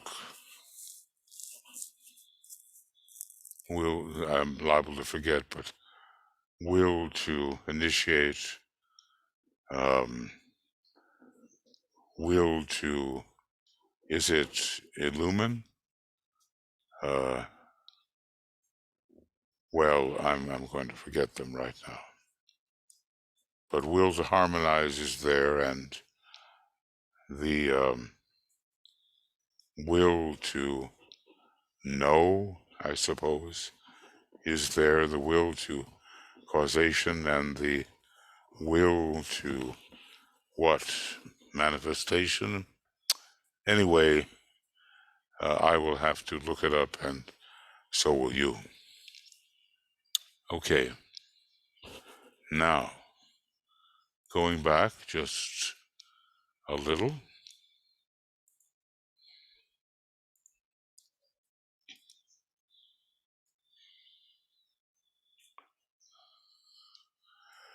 Okay, there. So, DK tells us, as I was suggesting, probably having read this at some time,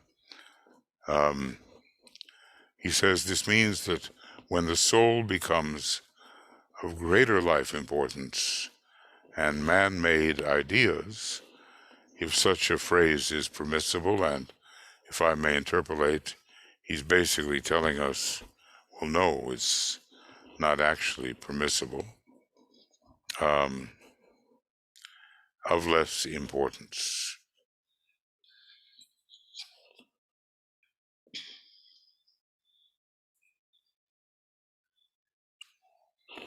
So inherent within us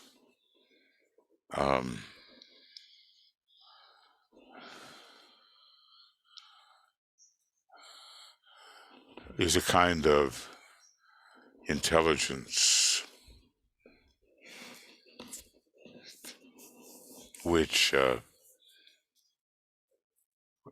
does not depend on the voices of the many to tell me or you what we should be thinking. I had a relative who was humorous about that. He says, I have to watch the news now so I know what I should be thinking. Okay. Well, it was half serious. Anyway, there are in reality no man-made ideas. They are only ideas. They are only ideas as grasped by the intelligence and then stepped down by humanity's constant reaction to glamour, to emotional or astral conclusions, and to selfish interpretations. So, this is something, the whole paragraph of which can be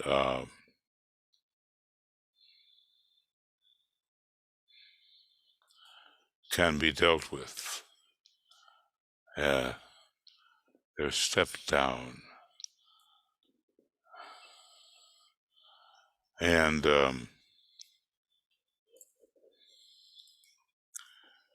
I'll use kind of an astral color here, and to selfish interpretations. It's a big danger. We are in a dangerous period when authoritarianism is rampant and the love of power seeks to supplant democracy. And this is all over the world. I remember years ago reading that the future for democracy didn't look good. But at the time, I thought to myself, well, how can that be? And someone had seen the rise of authoritarianism and mass psychology, almost mob psychology, when you, let's just say specifically, take a look at the January 6th events, where due process of law in the United States was in process of being overthrown, except for the heroism of a defending force which kept that from happening. But ignorant people, the victim of instinctual telepathy, something they just believed, because why? Because they believed it, stepped in and, convinced of their rectitude, thought they could take all matters into their own hands. And people reviewing the events of that day, say, don't become complacent.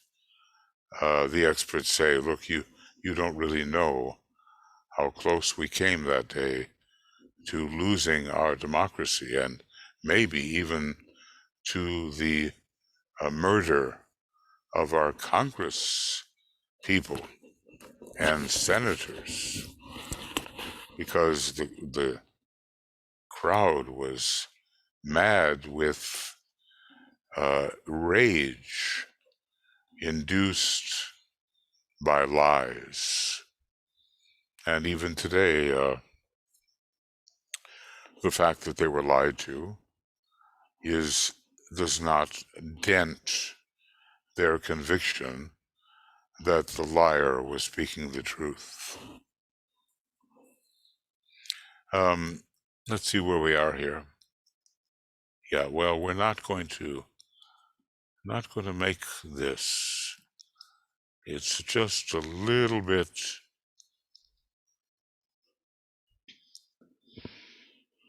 too late, I think, to try to push on to the very end, but you never know. You know, anything may be possible. It must be remembered, says the Tibetan, that the activity of all these impressing agencies is felt in a wide and general sense throughout the entire planet and the planetary aura.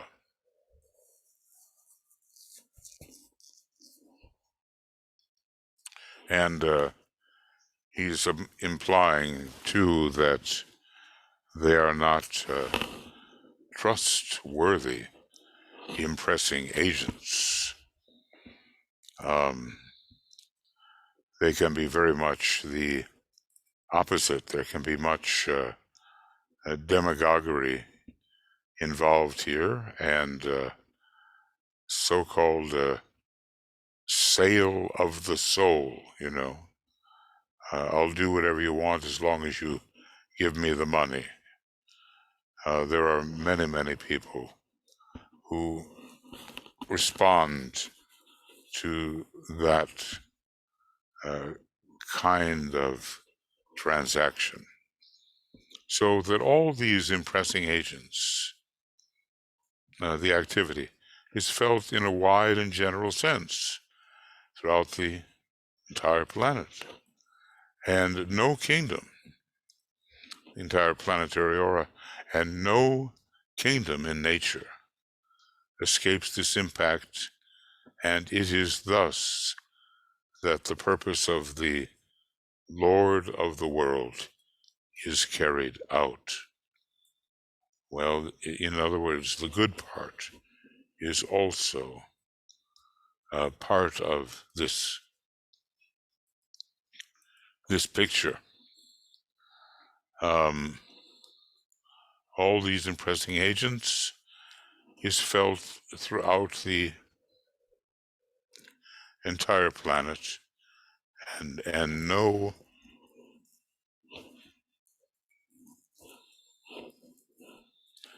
kingdom in nature escapes. And it is thus that the purpose of the Lord of the world is carried out. Now, we're speaking of Sanat Kumara.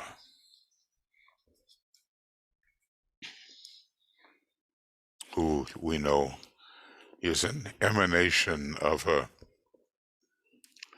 still greater being who is the entirety of the planetary logos himself. All the different names of Sanat Kumara and all the different things that he does sometimes point to his being the planetary logos itself, and sometimes to an extension of the planetary logos, and sometimes to a kind of localization of the planetary logos. It just depends on how we interpret. So, being, DK goes on, being, coherence, and activity are thus blended into one created and creative whole. Life, quality, and appearance respond unitedly to the imposed attention of the, in this case, planetary logos, and yet at the same time remain creatively free as regards their reaction to these contacted impressions. This reaction is necessarily dependent upon the type and quality of the mechanism which registers the impression. Okay.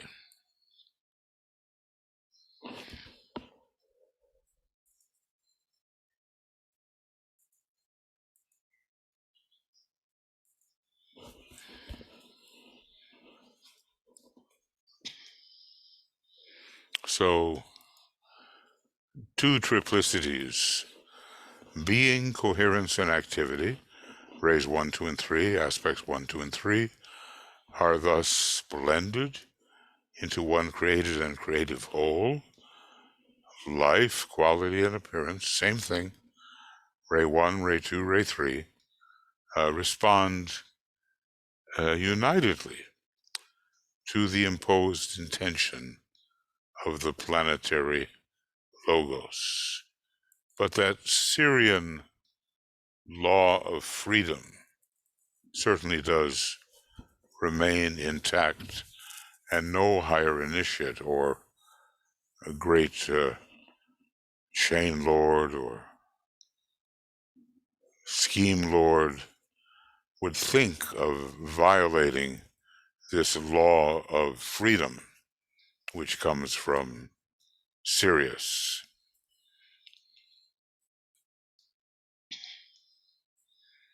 Now, it's always true of energy that different types of forms will have different reactions to the energy.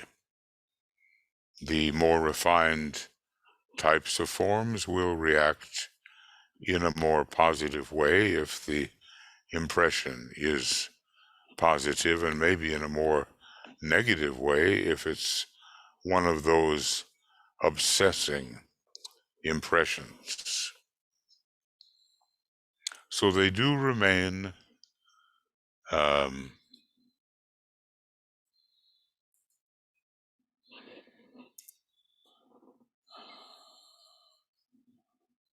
creatively free as regards their reaction to the contacted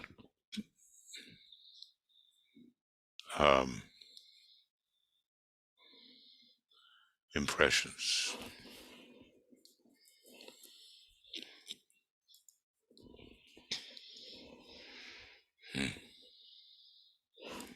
trying to think of where I should stop. I just don't think that carrying forward, well, it's quite a ways. This mechanism, says the Tibetan, and I'll just kind of accentuate quality of the mechanism, which registers impression. This mechanism has been developed by the life within the form throughout the creative period, and as far as the time element has been involved, the indwelling entity in any kingdom in nature has been free, and the time has been long or short, and the reaction to impression has been rapid or slow according to the will of the controlling life. So,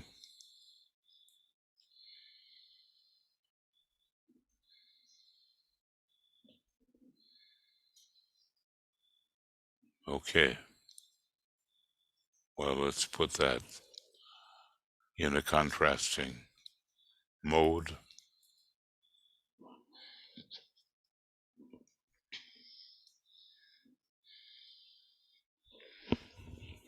Now, what does he mean here by the controlling life? The life within the impressed form, shall we say? The reaction to impression has been rapid or slow according to that will.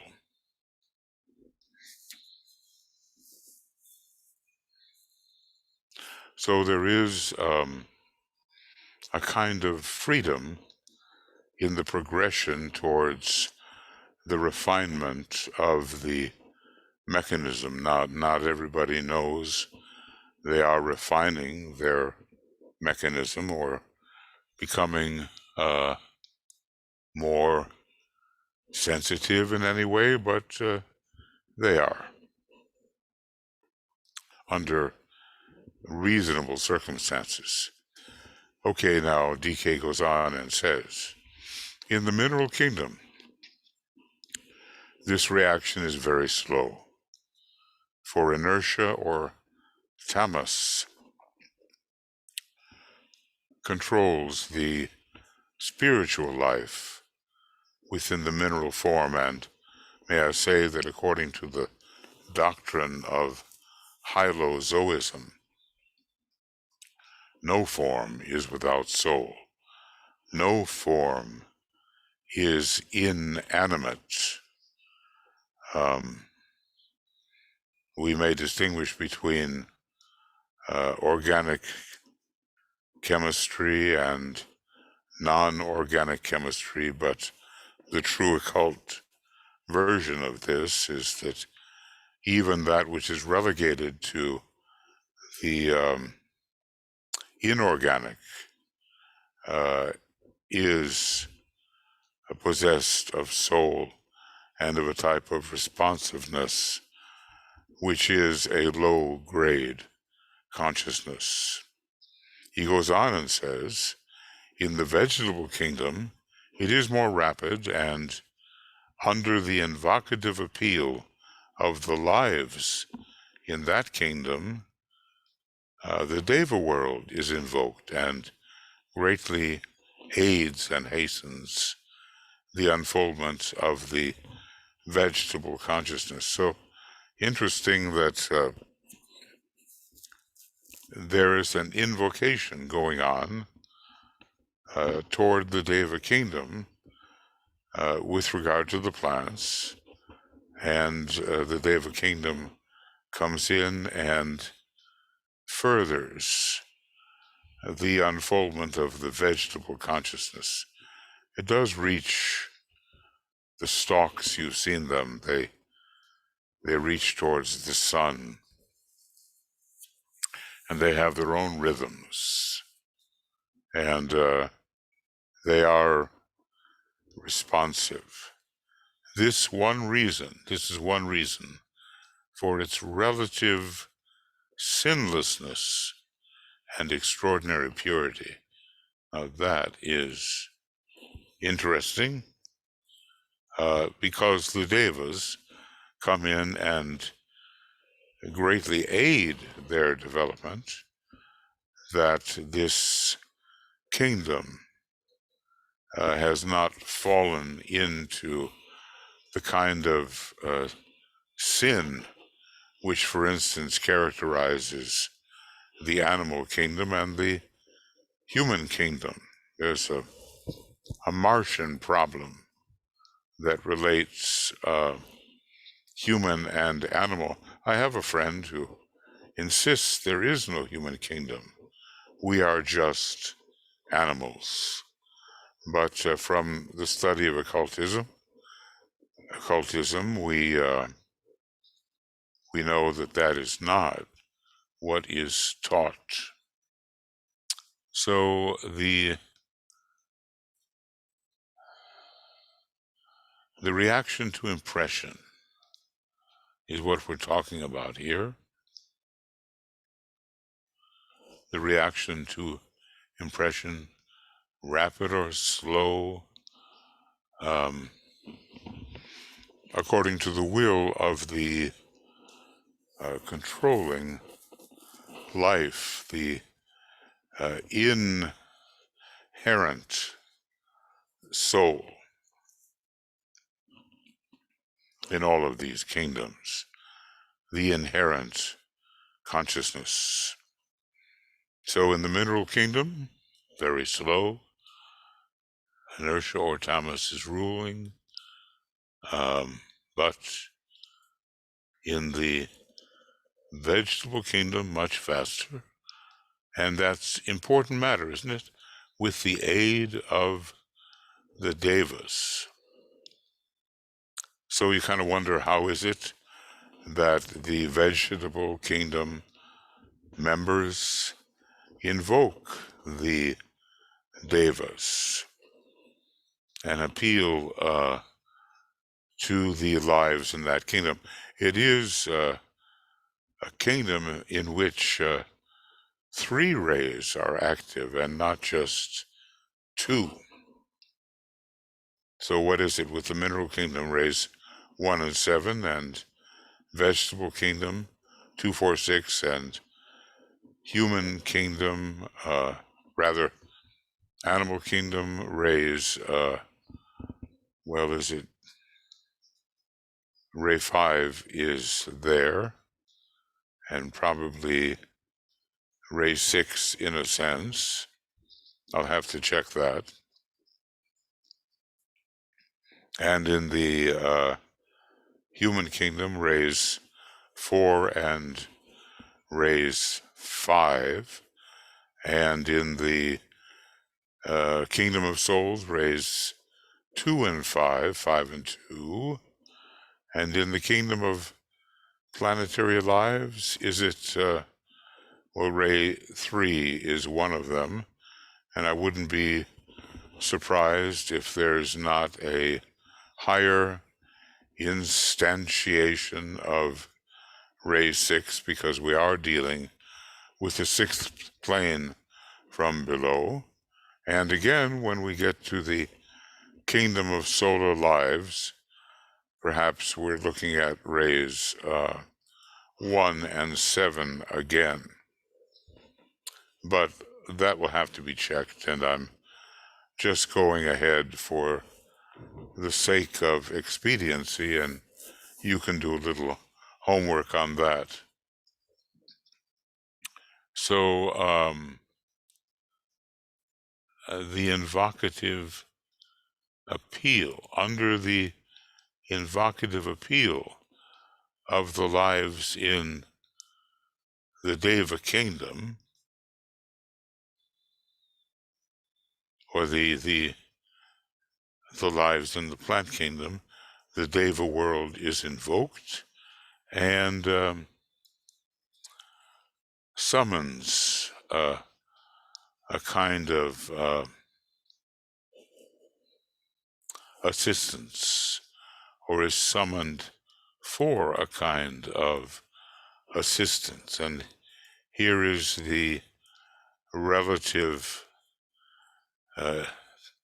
purity that is the result. Now, remember that we have the whole 246 line there. We have the support for the plant.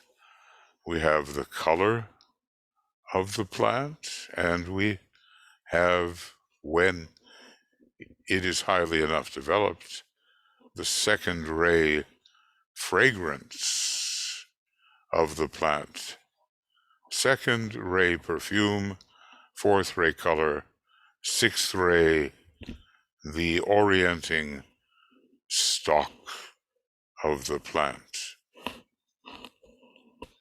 I suppose the people who care for plants and don't refuse to give them water will see many interesting reactions, and they tend to say, this plant likes that. They even say that about computers. The computer didn't like that. Master Moria tells us even to speak to our so-called inanimate objects, because they are not really, according to Hylozoism, inanimate at all. And maybe some people with their computers speaking to them have discovered this to be the case. There's a lot more interactivity in this supreme science of contact than we may have estimated.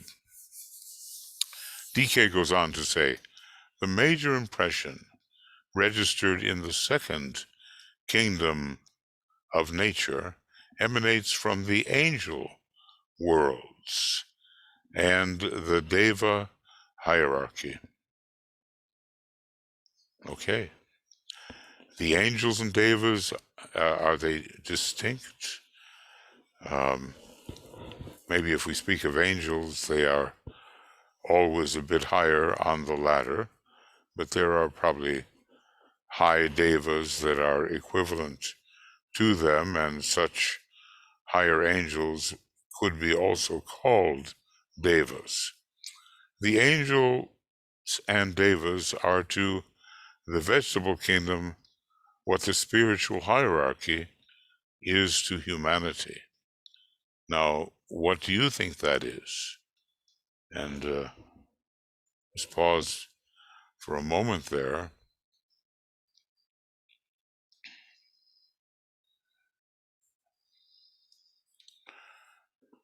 Because certainly we are nurtured by the spiritual hierarchy, no question about that. And the Deva kingdom has its particular connection with the plant kingdom, though of course they are active potentially on every level in different degrees. It always struck me that when DK, or was it Master Moria, I think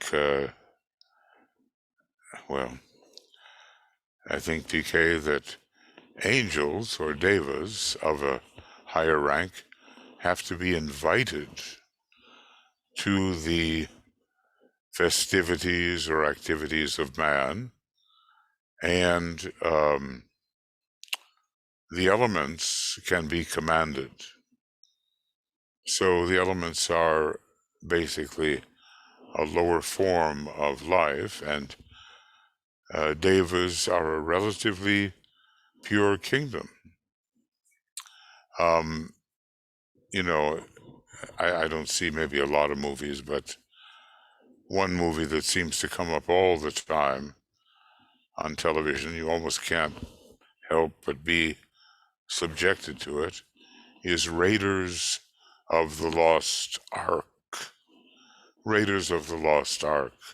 Another kind of Indiana Jones fantasy. And toward the end, the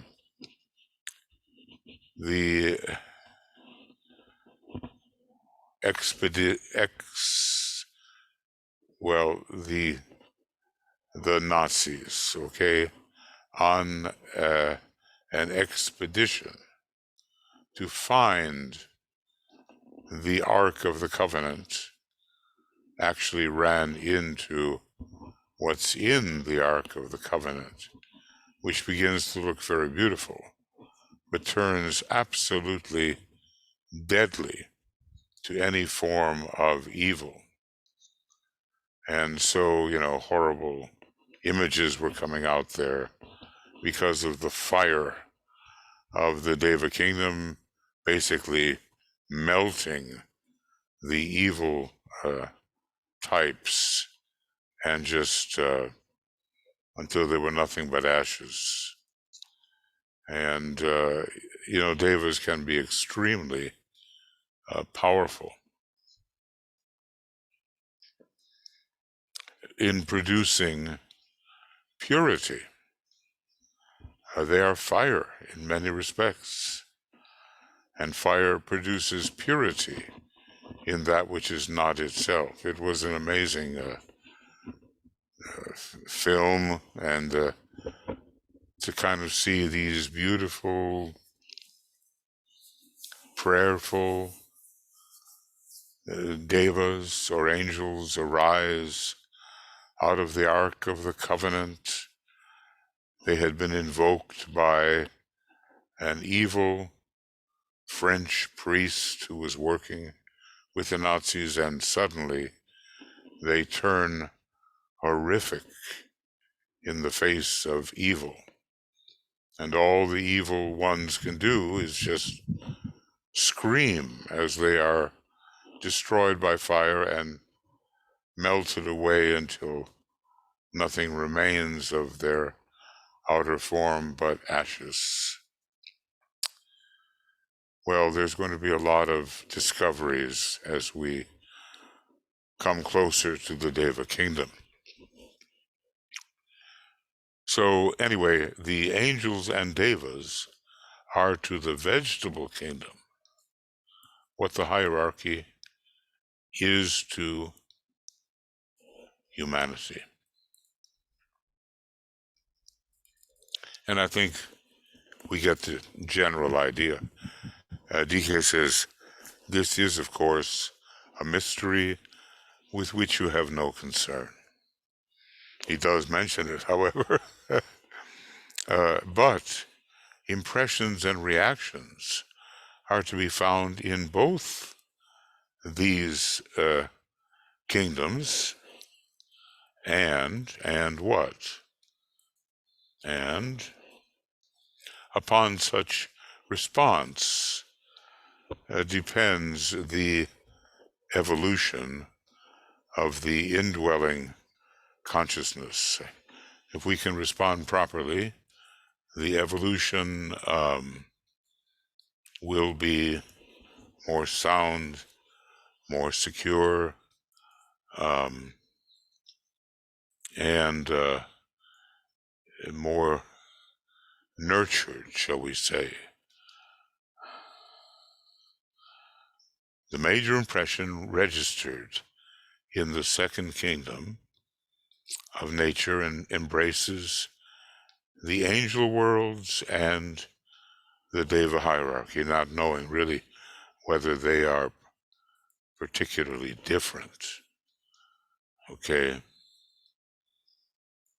But angels, of course, when you use such a term, it implies a certain degree of purity, and when you use the word deva, it may or it may not.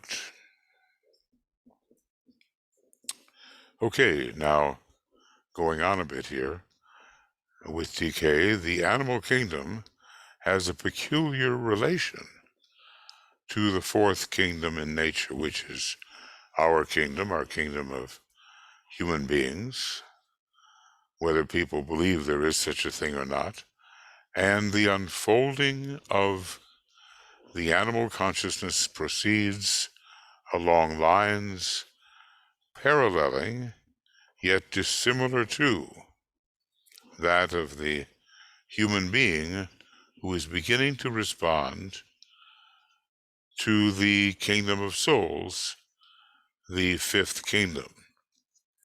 So the animal kingdom is preparing itself to enter the deva, enter the human kingdom, and the human kingdom is preparing itself to enter the fifth kingdom of nature, the kingdom of souls. I always have to check to make sure that I'm doing this correctly. I would just, after all this, it would be a horror to realize that I had done it amiss. Okay. Well, there are similarities and then always differences. And here we are. Well, let's look at this. The devas, and of course many people with a green thumb, are helping the plant kingdom, vegetable kingdom.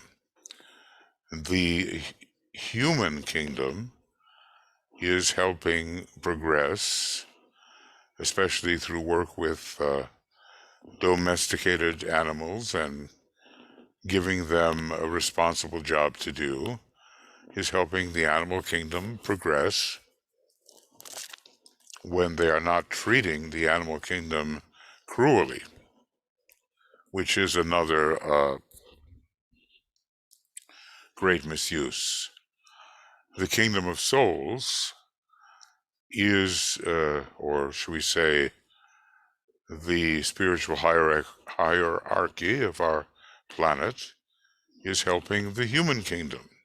And I suppose the kingdom of planetary lives, which begins monadically and goes on to the solar lives, that kingdom of souls is being helped up along the way to make the transition into planetary lives, or even maybe, I don't know, into solar lives too, but at least planetary lives, by those members who are already planetary lives.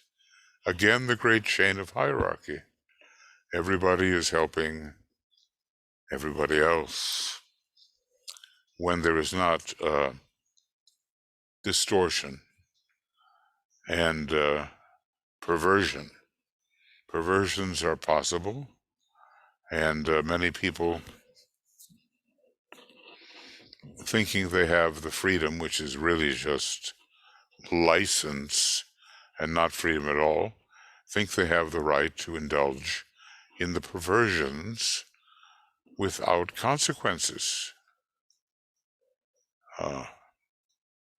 It is not true. There are karmic consequences. So going on here,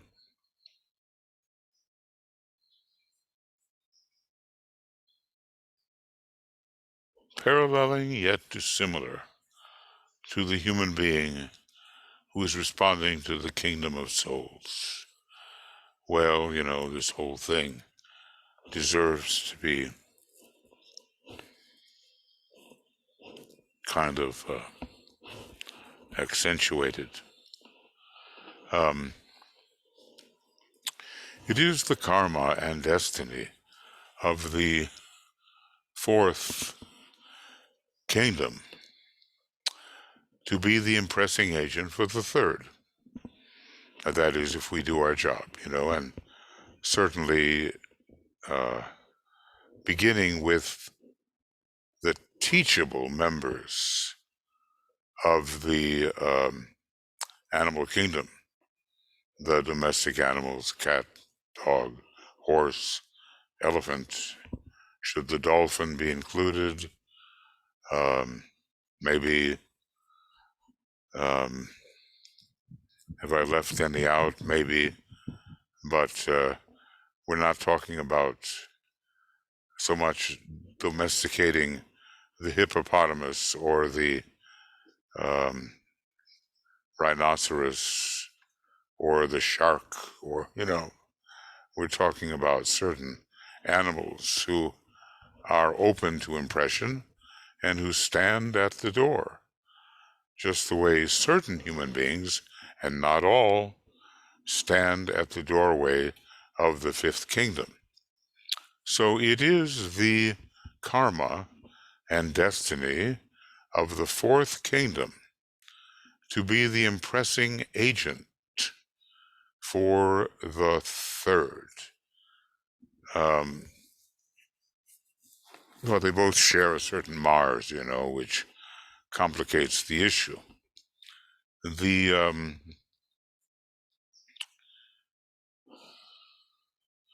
Let's see here.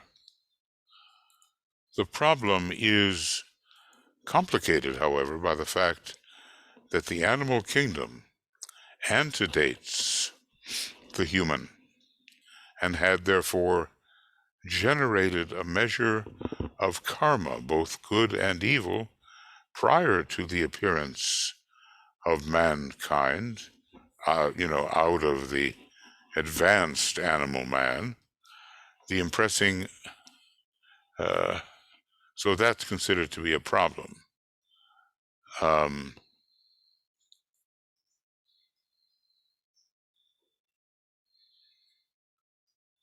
Yeah. The animal kingdom, do I dare put it under green? Well, in a way, yes, and in a way, no. Complicated by the fact that karma, both good and evil, had been generated before the appearance of man. Now, they have similar bodies, man and animal. Man has an animal body, and Mars is involved in both, and there's been a pretty bloody relationship between the animal kingdom and the human kingdom, and DK has told us that as humanity came into existence, the animal kingdom of the time was responsible for tremendous loss of life among the members of the human kingdom. The going on here, sorry, the impressing process carried forward by humanity is modified and often negated by two factors. Okay, now we should be the impressors, and we should impress in the right way. I'm thinking about what Luther Burbank did with plants. I'm thinking about is it Jane Goodall and her friends, the gorillas, and there are others who have been so helpful in raising up domestic animals, but that those good intentions can be thwarted. And what is it that thwarts them? Well, number one, human ignorance and selfishness, says the Tibetan, plus inability to work consciously and intelligently with the embryonic minds from within the animal forms. They are simply embryonic, and we know of some people who are very good at this, but maybe many who are not. This is true, says the Tibetan, except in a very few cases which involve the domestic animals. Maybe, we're not taking so kindly to hippopotami and, the elephant. Did I leave the elephant out? Very important domestic animal. But the rhinoceros, the hippopotamus, there are those who train snakes, I guess. And and I don't think there are those who train sharks.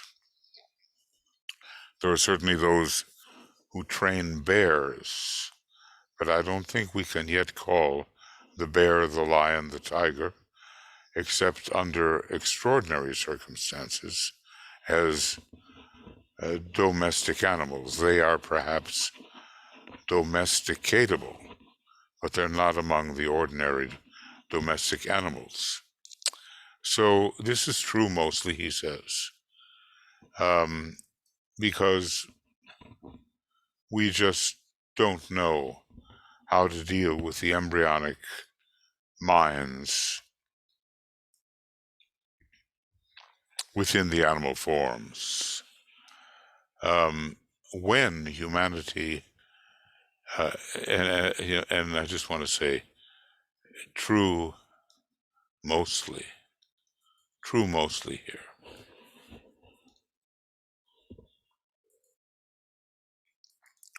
When humanity itself is further advanced, its intelligent impression upon the consciousness of the animal kingdom will produce planetary results. At present, this is not so. It will only come when the animal kingdom, as a result of human understanding, becomes invocative. Well, let's just say the animal kingdom is not yet as a whole invocative, even though certain domestic animals among them are invocative. So when humanity is further advanced, it will have upon the animal planetary results. You see a lot of examples now about treating animals appropriately. I mean, we have, maybe it's karma, but and maybe it's the loss of life in horrendous quantities in earlier days, but humanity has treated very many animals utterly brutally. Is the pig a domestic animal? Well, you can probably domesticate a pig. Is a cow? Well, you can probably domesticate a cow. And maybe a sheep to a lesser extent, but they're not among the usuals. But still there can be favorite cows, sheep, pigs of various farm families, and they are approaching. But if you ever see a slaughterhouse film, wasn't there a German novel called Schlachthaus 5, Slaughterhouse 5. If you ever see the brutality of these executions so that humanity can have meat, you're witnessing something quite terrible and quite debasing for those who carry this out. How can they emerge with an uplifted soul when, for instance, they are stomping to death male calves because they have no use for the dairy industry? So, there's just so many abuses that have to be straightened out now. So the animal kingdom as a whole has to become invocative, and not only the special animals. Now, so the impressing process is thwarted, I'll just say, at first by human ignorance and selfishness. And I think it will be decided in the fairly near future that meat eating is a selfish act and an abuse of how we are supposed to treat that kingdom that we are supposed to uplift, namely the animal kingdom. What else is in the way? DK says, the self-generated karma of the animal kingdom, which is largely being worked off in its relation to mankind today.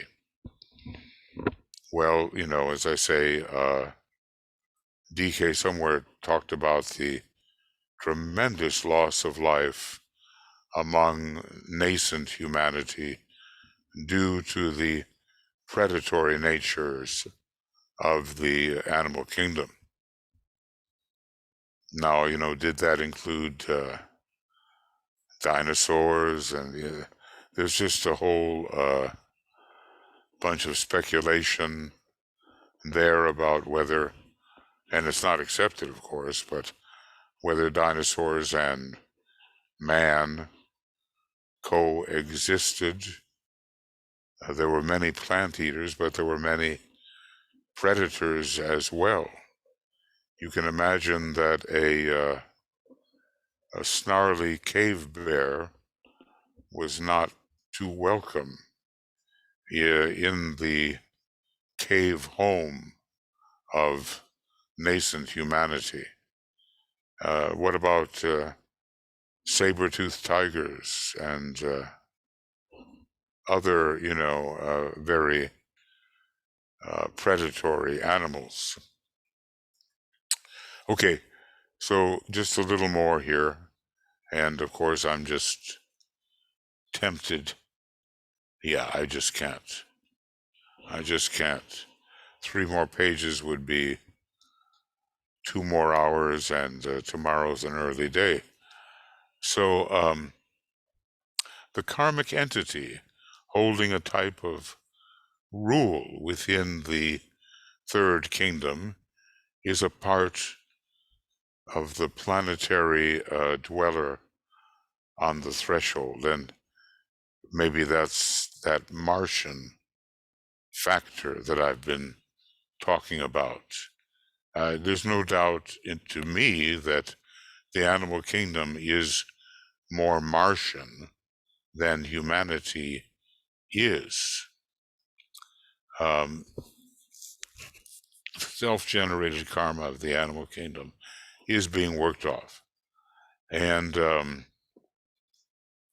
you can understand that a Martian type of response would be very brutal in relation to the, well, relatively ignorant human beings of the beginning. Of course, some of them were really huge.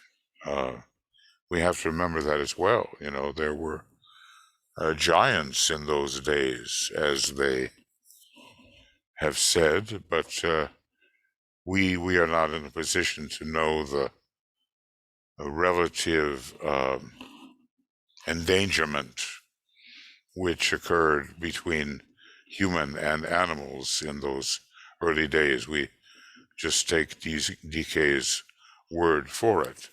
The karmic entity holding the type of rule is part of the planetary dweller on the threshold, which is another way of saying that Mars and its influence is part of the planetary dweller on the threshold. Well, you know, tempted as I am to keep going, we have gone to page 80.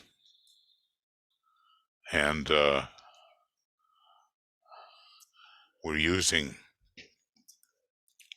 a new document.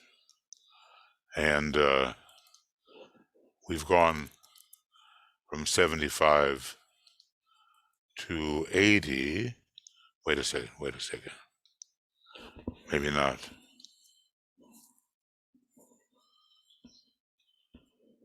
Okay. Here we are. Program 30 takes us to page 80.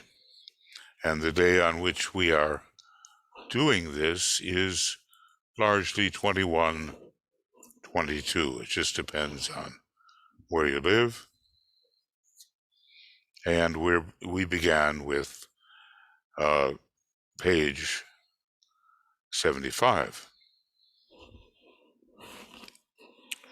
And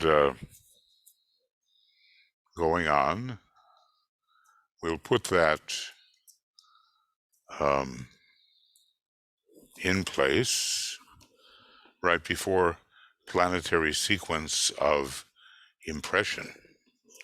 So we finished with program 30, and it's been 21 and 22 on November, that's the day, November 21st, and we started from page 75, and we went to page 80, which is quite a bit for us. So program 31 is next. We're using a new document that Michael Crow has put together, and we don't know what day this will occur. It's certainly not going to occur tonight for me, but at least page 80 is the beginning point, and it will go up to page 83. And like I said, that would take a long time right now, given the fact that it will be necessary to wake up for me, at least relatively shortly. So, in one way, what I could do is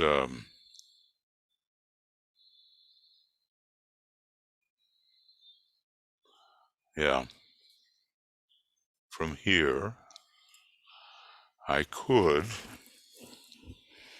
make a kind of page 30 here, and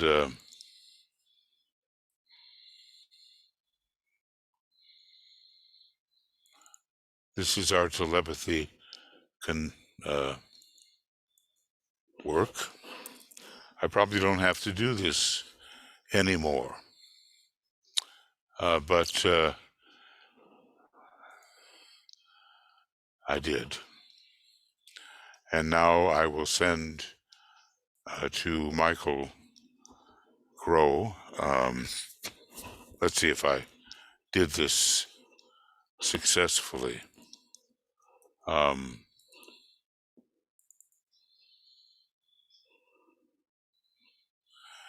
Yeah. Well, that's 30, and I think I could have maybe done it a little bit differently. Maybe I should have. So let's see if this does it.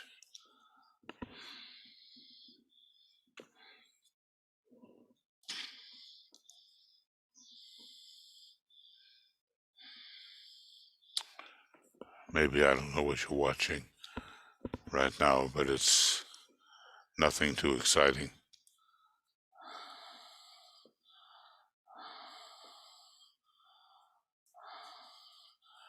There we go. And basically, what I'll do is make a separate unit, and I will save as, and I will make this part of the telepathy collection, and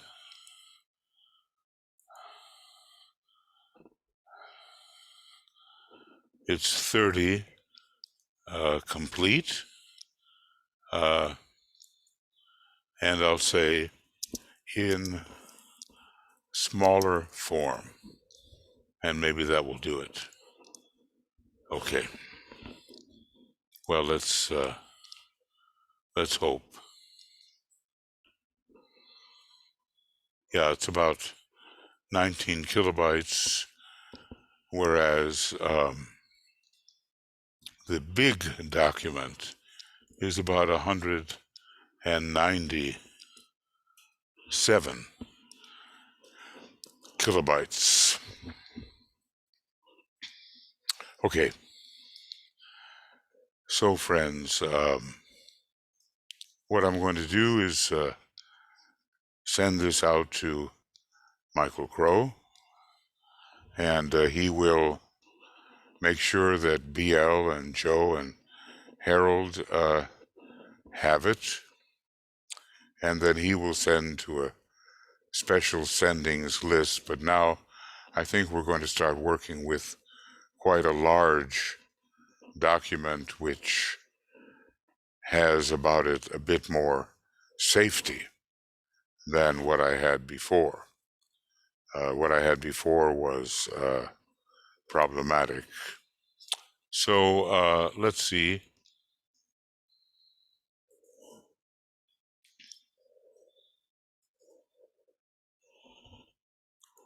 Open in a new tab. And the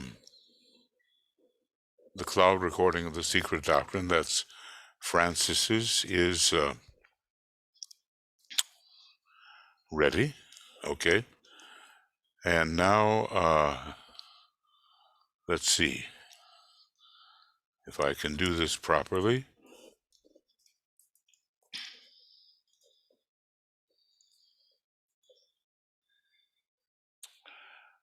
Yeah. Dear all,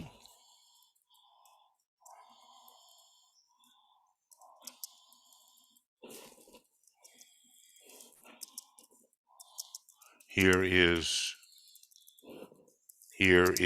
the new ongoing text of TEV VC, called Program 30. and also a smaller program 30. Now let's see how I do in this. And I will try to look at all documents. Here it is in smaller form, and here it is in, no, that was no good.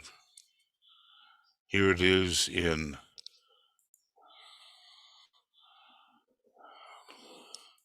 larger form. And I'll just trust that Michael can do something with that. Texts,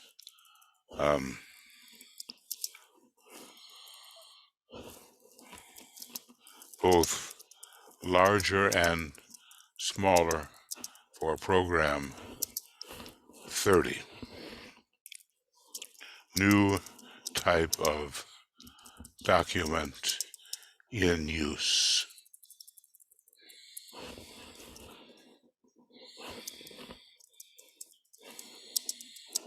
I'm not sure what you're seeing right now, but forgive me for that. So Michael Crow and BL and Joe and Harold.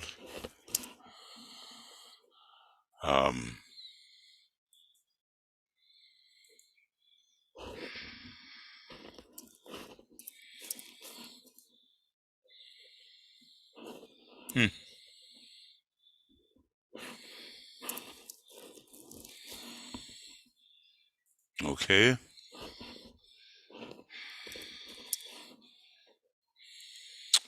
And various friends of the organization. And let's see if we go here, we will have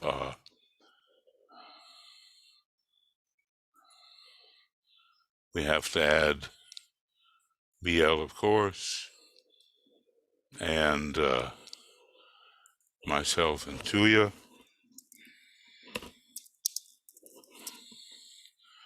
And from here,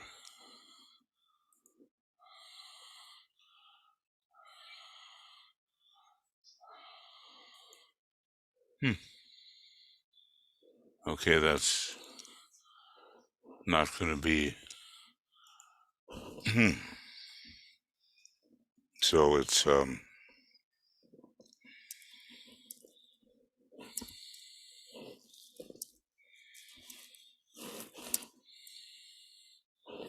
and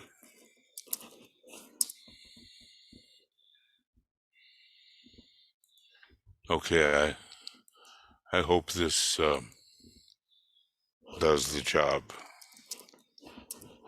All right. The new ongoing text of telepathy called Program 30 and also a smaller Program 30.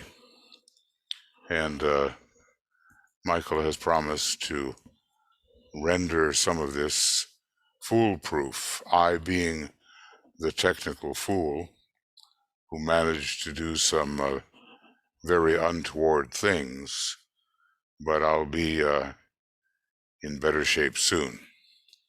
So this will be coming to you via the either via BL and Joe Harold, or the special sendings for some people who want it in a different form, and Michael Crow will send that out to you. I think we have pretty much what we need at the moment.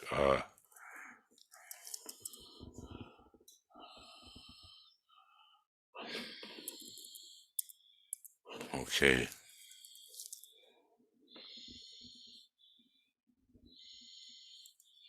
Okay. All right, friends.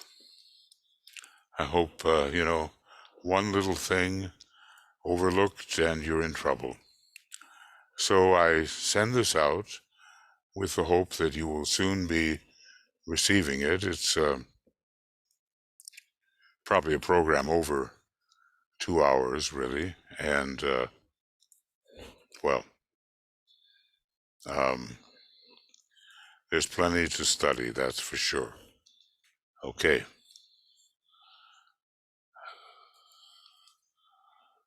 All right. So, Tuya and I wish you great assimilation and lots of love, and the whole communications team of BL and Joe, Harold, Michael Crow, and also Frederick is helping us a lot these days. And Michael Stacy, yes, and others come along at time of conference. We wish you a successful use of this material. Now, for the moment, what I'll do is I'll turn this off and try to make sure that it gets sent to you one way or another. So, first thing I do is to stop the recording. Thank you.